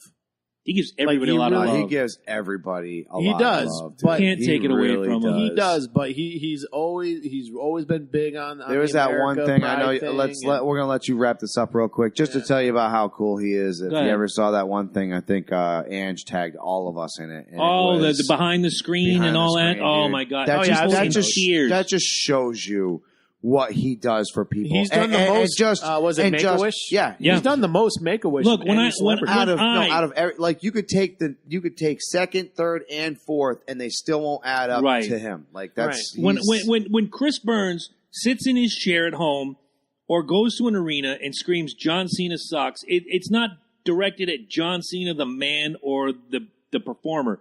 It's directed at the character. It's directed at the bubblegum image that he has. I know, but it works for him. I'm a Viper fan, so you're damn straight. John Cena sucks. He's making a big time amount of money. But he's God love him. Here's the thing, though. This is from me watching like the few main events we've all watched and everything. He's kind of taking a back seat willingly. He's the macho man of our generation. Right. He's not like stomping in and ruining Brock Lesnar's fucking whatever. You know, he's really not. He's doing the stupid gimmick stuff just to sell the tickets. So he's really taking a back seat. At this point in his career, he's not the headline. He's an attraction. He's Andre the doesn't need to Giant. be. He's Hulk Hogan. He's Roddy part of Piper. the fucking Bella's fucking show right Well, now. yeah. Come on, let's be honest with you. He's making. Well, that's what I'm saying. Like he's not trying to steal. But he's the not show. stupid either. He also understands. Comment is from Ange. Finish Says it up. more than The Rock. He does a lot of Make-A-Wish stuff too. It's all out there. Yes, John Cena's John the Cena most is out of number one. anybody. Yes, seriously. Not just look it wrestling. up. Anybody. Yeah. He eclipsed Michael Jordan, Michael Jackson, And Michael Jordan at one time was one of the top people. He does so much Make-A-Wish. I want to know when he has time to fuck his hot wife. Yeah, well, they're Seriously. not married yet. That's going to be on Total Bella Schneebitz season 5 You or know whatever. they're already married. It's I just gonna be know on it's TV. some bullshit. Exactly. Anyway, wrap this up. Anyway- we'll move into something else. Top 10 wrestler, universally missed, taken from us too soon, 34 years old, could have been a world champion, could have been leading the company today. Tragically, May 23rd, 1999, we lost Owen Hart. And one of my favorites, love me some Owen Hart. My problem with that, I love Owen Hart to death too. What a fucking great guy. Another guy willing to do anything. The Montreal screw job, we lose both hearts on there though. I truly believe that. Brett said in his book. I agree. He loved his brother so much, and I don't care where he was in his career, he would have walked out too, because out of anything, I mean, and I don't know if you guys know the Montreal screw job, but it was, I mean, our listeners, you got to know, it was a screw job. It really, and this just goes to show, as much as McMahon's a great guy, He can be an asshole. he's an asshole, and he's a very business suave. Was it we going could to do work? a whole episode on the screw job. I think we should. Possibly. I think November we is should coming up. probably- It'll be we should probably do the that. 20-year anniversary is coming up not too far from now. Yeah, that's not a bad idea. Let's do the Montreal screw job. I think that's a good idea, because Might- I still might have be, some shit that I... Might be a potential kistery. Ooh. Who do we get on the phone while we watch the screw job? Bret Hart himself.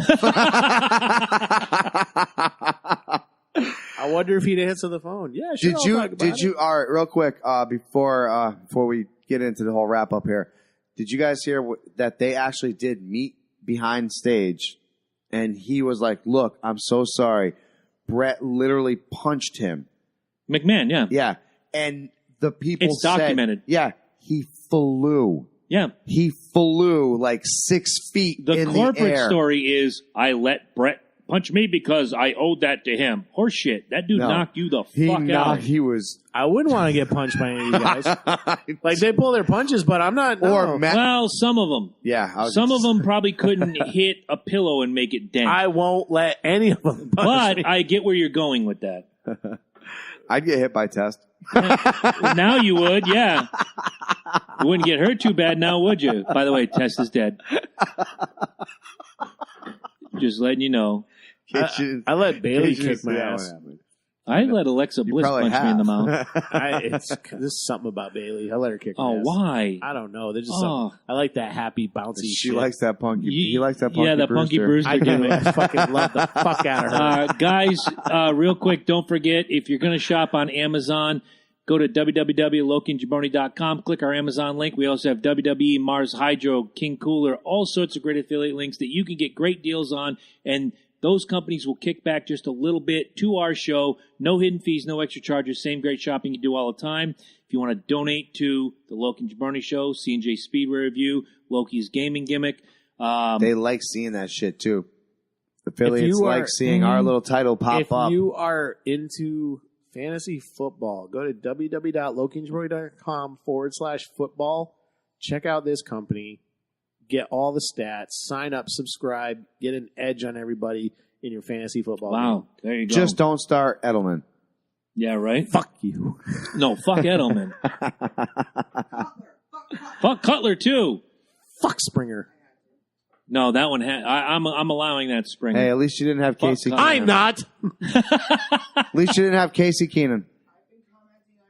I'm in a box. You are in a box. Don't forget this Wednesday, C&J Speedway Review. We're going to be breaking down the Chicagoland race and looking forward to New Hampshire. I won't be there, but Corey will. So we're going to have some live. As soon as I build the Facebook page today or tomorrow, Corey's going to pop on and give you live feeds from New Hampshire this coming weekend. Hopefully, the Loki gaming thing. Your first one was fantastic. I don't know nothing about that game, but I watched that whole motherfucker. That was awesome. Oh, thank you. You're welcome. And I know you've watched the Speedway channel review. made. We'll do more video game stuff. Absolutely. So I gotta get that camera going on the thing. That's the biggest thing with my other laptop. I need to get it going. Oh, yeah. So I have. Matter of fact, like if folks would donate to Patreon, so we don't have to use that laptop. Right? And you know what I was thinking, and I know that's dangerous sometimes, but Most I of know the time. 2 weeks from tonight we have the Meat and Cheese Kill Bill extravaganza right here. Why don't we open our doors next week, if you're interested and you're interested, to another Ask Us Anything? Because I had so much fun with that a couple months ago? Sure. And We're due. people actually responded, and I loved it. Ask due. us anything. That sounds good. I'll do it. All right, we'll put the word out, and you have 1 week. Be on the live feed or send us questions via Twitter at Loki and Jabroni or here on the Facebook page. And make sure you're doing that, because if you don't get to the Patreon, we don't get to pick you to come and enjoy the Kill Bill extravaganza. Oh yeah, that's right. 2 lucky listeners from the Connecticut, Rhode Island, Massachusetts area. If you're a Patreon donor, we'll be here in 2 weeks for the Meat and Cheese Kill Bill extravaganza. We're going to do an hour show for you guys. The Facebook Live / iTunes / right before Google we Play. fucking put you down in the chair. Yeah, I got to get in the chair. And unfortunately, I do have none a of the request. movie will be seen on our live feed. It'll be all Patreon. I do have one request. When you duct tape me, I need my right hand free so I can get a beer, drink the beer. Get a beer, drink the beer. I don't know. I'm not drinking beer through a straw. I've heard horror stories. I think we should completely strap his arms. We'll put a How about you funnel in his shut up? mouth, and we'll force him to drink I hate whatever those beer. helmets. We'll force please. him to drink whatever beer we choose. At Ew, that no. time. Fuck that. I'd rather join the political podcast. I'll get him the Stumpy Coors bottle. Ew! Natty Ice, here it comes. F-U-C-K, fuck!